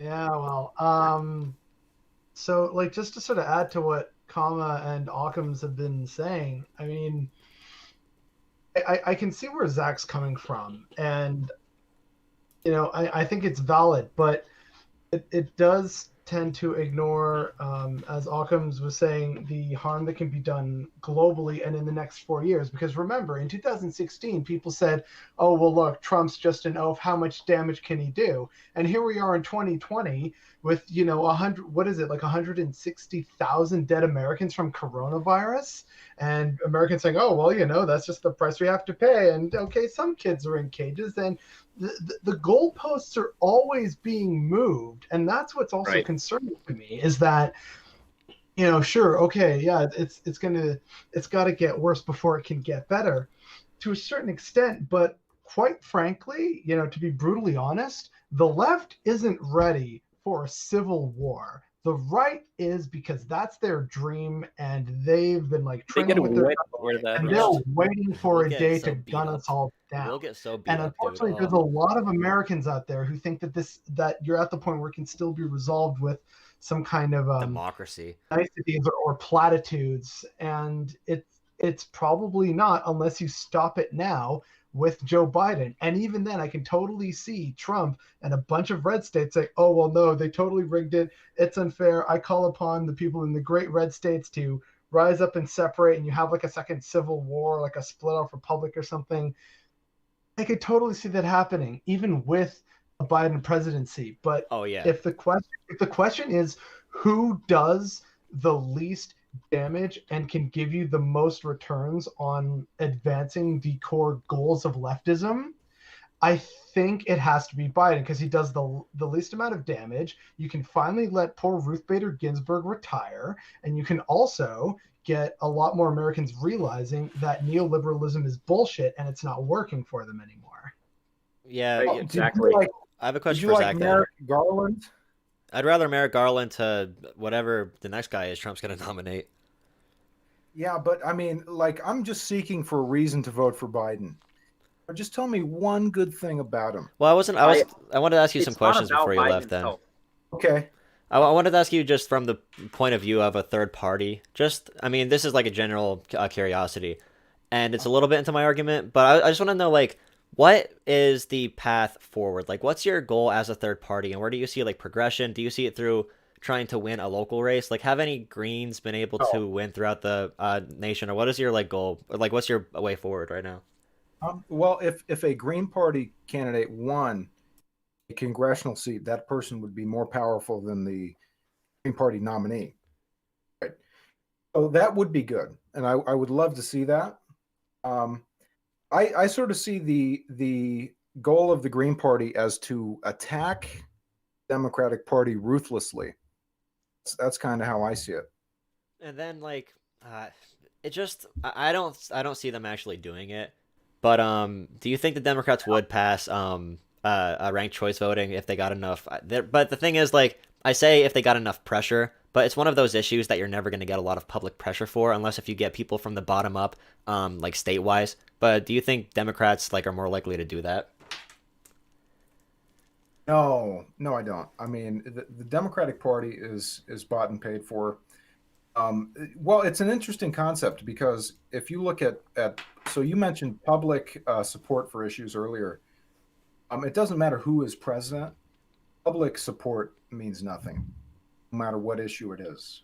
Like, I mean, you can take a look at the various wars we've been in. You can take a look at the various social policies. The politicians, they don't care, and it's almost like at this point in time, in my view, like a sports mentality between the two of them. It doesn't really matter. You're just voting for a sports team. You like this side better. They're both trying to screw you, just in different ways. Well, I mean, one literally just repeats fascist shit and, like, calls for violence against the opposition, silent reporters. Give me an example. look at the Joe, not Joe, but yeah, Joe. Joe, secretly Joe. But Many examples on Trump's fascism. Just look at any Trump address. we could go through everything Trump has done. Like, what he, like, look at his 2020 goals. He literally has in there, teach our kids American exceptionalism, which How is is that not essentially white nationalism? ultra What does that nationalism. mean? American What does that mean? exceptionalism is the belief that Americans and the identity of being American is above everything else on the globe. Essentially, it's very far nationalist. Nationalistic. It is ultra Can I ask nationalist. Zach a And question? Yeah. Can I ask Zach a question? Sure. Do you remember the beginning of our talk where I said, okay, if you're voting based on principle, if you feel that Joe Biden needs to earn your vote, then I'm not going to chastise you for not voting for Joe Biden. My goal with voting is not voting based on principle, but voting based on practicality, voting based on what will get a progressive agenda, moving forward. So You've ever heard of Praxis? my question to you is, are you voting based on principle or practicality? I would say logic. Logic. So you're voting based on logic. I am. So logically, how do you see that Trump would be better for the progressive movement than Biden? Because would you rather progressives have to fight neoliberalism alongside the RNC, or would you rather we focus solely on neoliberalism? So that's the only fight we need to overcome, and we don't have to work with neoliberals against the Republican Party. Who is we? Progressive movement. Like you may If I not could social add media. something to the Hold question, on, like, hold could you try on your answer not to ignore the rest of the world? Because, like, it's a fact that Well, okay, right-wing I'm movements on the trying. United States If make I'm right-wing on the rest of the world. Yeah. you guys are pulling me in different directions. So what do you mean by we? We, as in the progressive movement, as in the base that voted for Bernie Sanders and the base that sparked the BLM movement, the base that actually wants to enact change in this country for So the- social democracy. Okay, so the individual citizens and the few progressive politicians we have. They're becoming more and more numerous. So, I mean, That's good. yeah, That's good. exactly. And are they going to be more effective under a Biden presidency or a Trump presidency? Those Well, those it's progressive interesting. politicians. Well, that's an interesting question. I mean, it comes down to, would a Biden administration support the progressive agendas? But that's No, not they really our wouldn't. argument. That's not our argument at all. Like all the bad stuff you're saying No. about Joe Biden, we're like, yes, that is bad. Like I think this is like our argument versus yours. You could prove me if or tell me if I'm wrong. But our argument is essentially the best way to grow progressivism in our country is to ride this system like Bernie did, and he created the largest leftist movement of all time in American history. I mean, you could tell me I can't find anywhere else where we even got close. FDR is our most progressive president. He wasn't a progressive. He just listened to socialists because he had to. I don't know if I agree with that FDR point, but keep going. Oh yeah, you could disagree with that. We could talk about that another time, like just that era and everything. But it seems like your perspective is you think the best way to grow is from the outside. So we think the best way to grow is from the inside yelling, and your perspective is it's better to yell from the outside yelling in. Well, I mean, I haven't heard any stupid opinions. Okay, so I'll say that first of all. I think you guys are all smart guys. It's just it's an interesting disagreement in terms of the way to go forward. I mean, if you look at, because I look at it like this. I mean, if you're looking at how will the progressive movement form under Joe Biden, I don't see a Biden administration or Biden Democrats helping in any way, shape, or form. Neither do I. That's the same stonewall we would get from a Trump administration. You think Trump would pass Medicare for all if it arrived on his desk? No. Neither would Biden. Okay, but neoliberalism is our fight. Okay, because if Trump is president, then the problem is Trump. If Trump is president, then progressives are forced to work with neoliberals against the Republican Party. But if the Democratic Party is in power, we can work from within the Democratic Party, not only to push them left, but to get new leadership and to get maybe another president in 2024 or 2028, or like Bernie Sanders. Will be more popular than ever due to the BLM protests. How do we push them? With grassroots movement and voting for progressive candidates up and down the ballot. This is literally what Bernie told us to do in 2016. And literally, people at the bottom have been doing this, and that's why you finally have people like Rashida Tlaib. You have AOC. You have the Squad. What's her name? Cori Bush. The challenger to Amy McGrath. You have what's his name right now, facing Joe Kennedy, Ed Markey or something like that. Like. Okay, I like it. There's a lot more that's happening now, and it's because of grassroots people organizing on the ground and slowly but surely taking over judging positions, juries, courthouses, public defending, comptroller, congressional, state legislatures. Like, it's slowly but surely happening. Like right now, when we have one of the largest civil rights movements of all time. Oh yeah, you can respond. Then I got next. So we have a progressive movement, and that's a beautiful thing and something that's unprecedented. But that doesn't really mean anything. I'm talking about what do we do with it? It's not big enough yet. We don't have numbers yet. We don't have enough to bargain with. But we have more numbers than ever. Yeah. And we're going to get somewhere more under a Biden presidency than a Trump presidency. That's all. That's the only reason I'm voting for Biden. And if you consider the rest of the world, we are the biggest number it's ever been. Well, okay. Right. So let me throw this to Jola. Like, I mean, we have. So okay, let me throw this to you.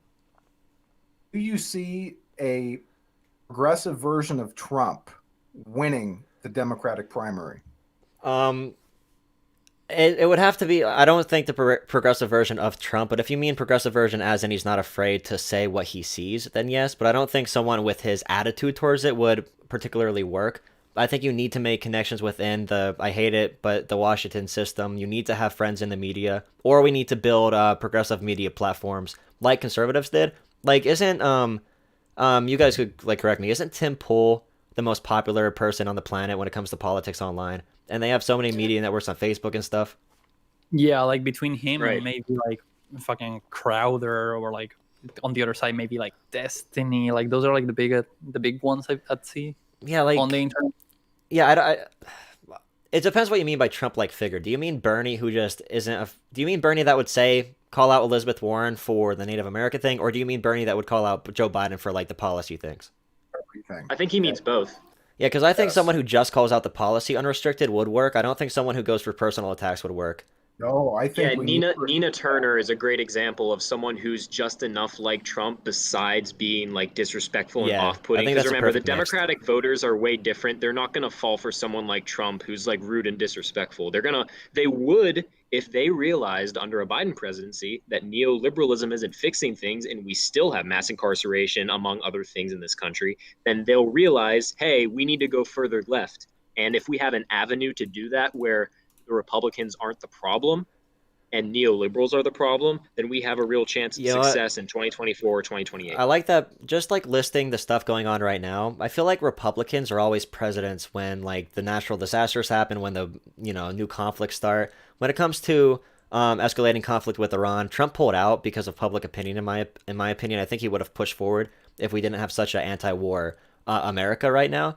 When it comes to Corona, when it comes to COVID, when it comes to the hurricane that's about to strike the southern coast, that's going to be worse than Katrina. When it comes to the economic collapse we had, plus the civil rights movement right now that's bigger than the last civil rights movement, the main one, the first one, obviously.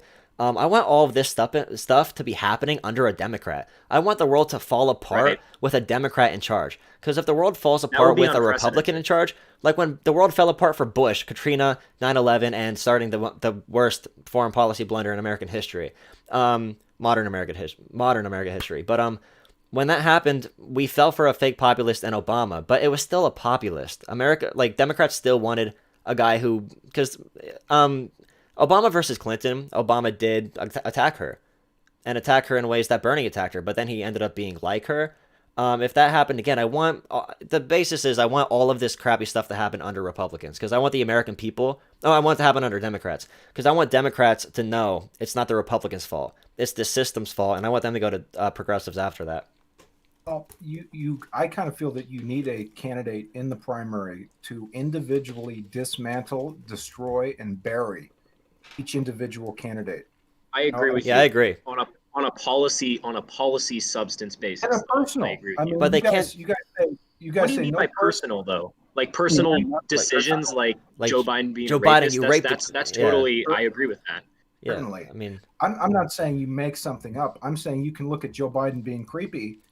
The Senate hearings, nobody forced Joe Biden to do that. I mean, you direct I people to agree. that, it'll turn people off. But- You can look at Kamala Harris. Bernie Sanders never said that she locked up a bunch of people for marijuana crimes, and also did not free certain people who had been proven non-guilty. You can point out the personal that Mhm. that this person is not a good person. You You're should. preaching to the choir, though. Like we all know that. Our position is just we prefer neoliberalism to fascism. Also, it isn't just that, like preferring that, like Why? 20 million more people with healthcare and all that. But I think your ideal candidate that does call everyone out would function way better after 4 years of Biden than it would after another 4 years of Trump. Because if they come in calling out the Democrats after Trump, I mean, they're just going to seem like a spoiler to these mainstream Dems who are now just moderate Republicans who don't want to be, who are going to virtue signal you. I want it to be after Biden so we have something to really attack and bite into. Well, but we're not going up after Biden. We're going up against Kamala Harris. We're going against Okay, even still. yeah, even her. Still. You just said her record. We could attack that. We could say she doesn't give a shit about black people and have it be true, and have it be on the debate stage, and have it be shown through through what she did as president when Joe Biden finally croaks. Like we could use that. She's cleaner than Biden by far. Are you kidding me, That- dude? Did you see her this season? She couldn't get more than like 2% in the vote. She was she's a Right. terrible politician. Dude, Can if I there's have- anyone to run against, I want it to be Kamala Harris. She is so bad at politics. Holy crap, I want her. Well, I think we could have somebody You gotta worse. take that out of context.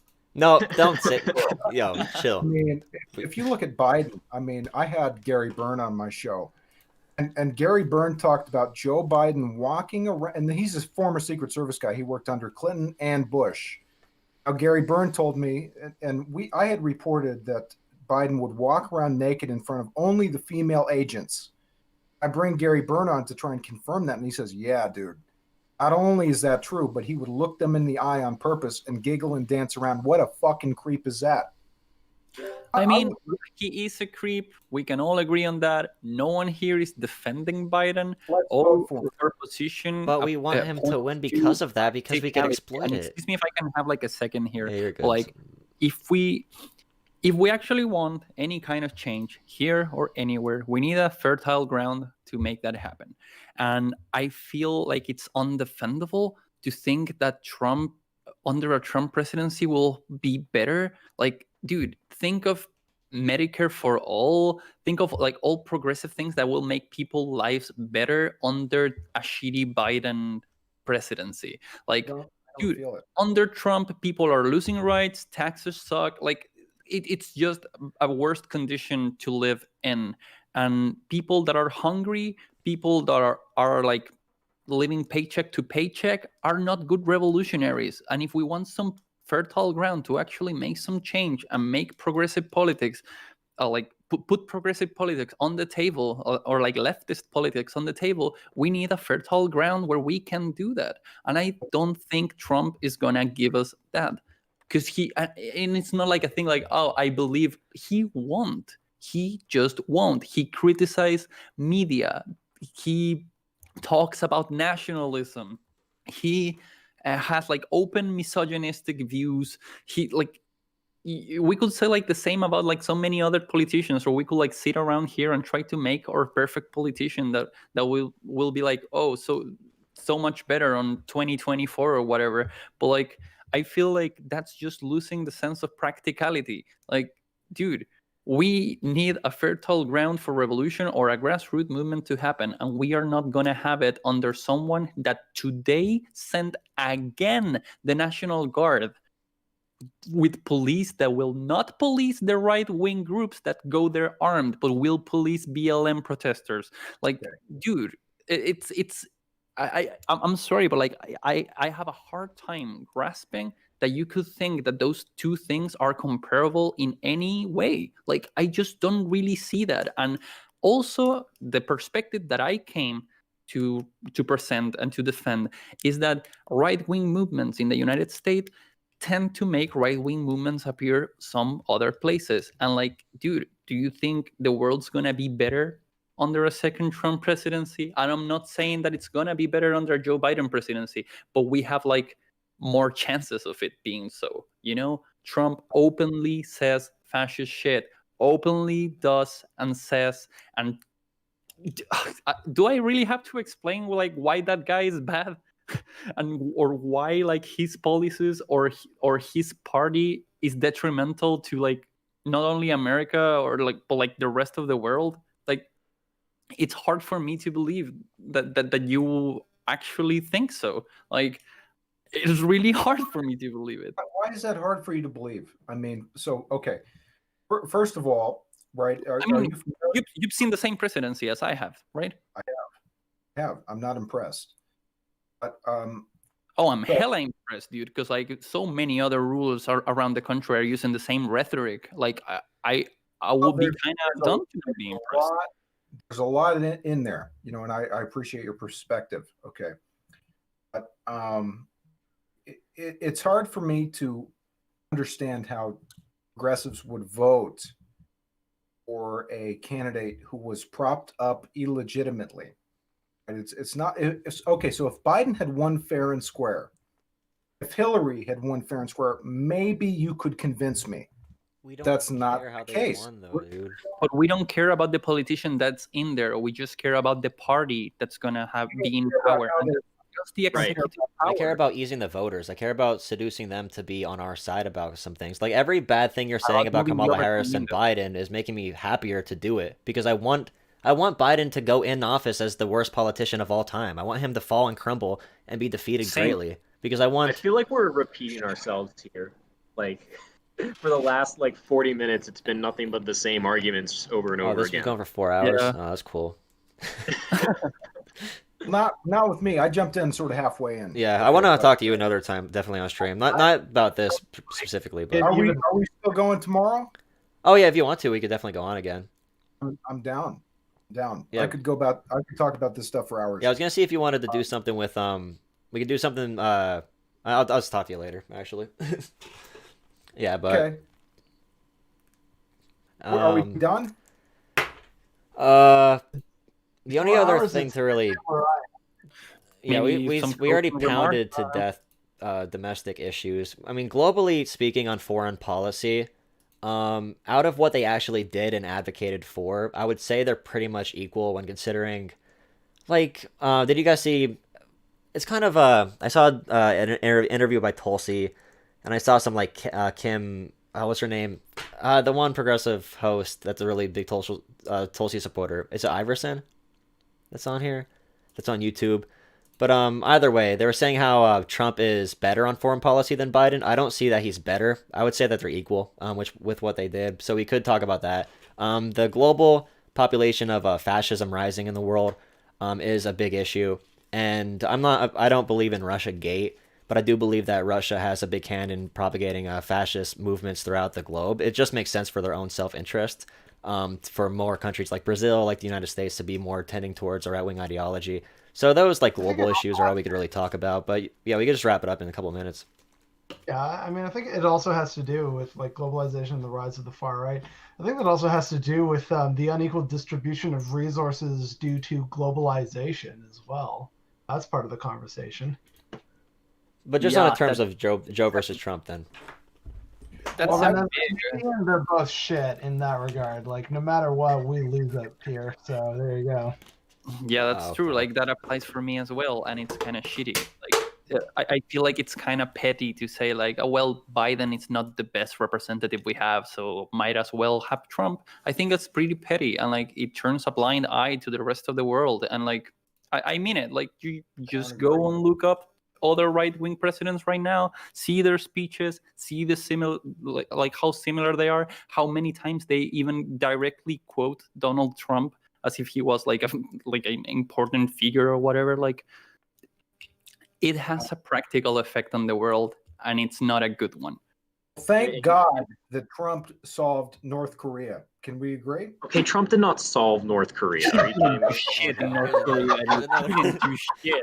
Do I hear Like another what hour? the hell, dude? I mean, that? it's not an offensive thing to me that Trump visited and did a diplomatic, I guess, discussion with Kim Jong Un. But can you really say that he solved North Korea? That's It's so ridiculous. I'm guys, we'll sorry. go home. Absolutely, because I feel that Hillary Clinton would have gotten us into another war. I Take a don't look think at that. history. I Take a don't look at think the history. I don't think that either, and it didn't happen. So what point does it have? Like, are we then trying to say like, hey, Trump is better negotiator than the Hillary Clinton? He can handle North not Korea right. better. That's crazy to me. No, she is a war hawk too, but She Yeah, is. of course She Hillary is. Clinton is She was. Of She, course well, okay. Well, we Obama can knows. talk. But she would just be the head of the executive power, dude. Like she. well, Donald, it's the which yeah. is the person in control of the military. Okay, let's not make that a bunk point. But it's not like one person controls the military. You know that, right? It is. The president. Take a look at the powers that they granted George Bush has remained. President is the commander in chief of the military. They order around troops. Okay, so if we're talking about I'll take what is an Hold on. attorney general for 500. finish. So Donald Trump made a lot of brazen statements, but that was part of his strategy. As somebody who is not a member of the Democratic establishment, I think a lot of Democrats have a problem with this. They can't admit when Trump is right. Okay, they can't admit when he's right. And what he did with North Korea was definitely in the benefit of our country. It And of was countries like inconsequential. Japan. I'll say that. Oh, really? It was was inconsequential?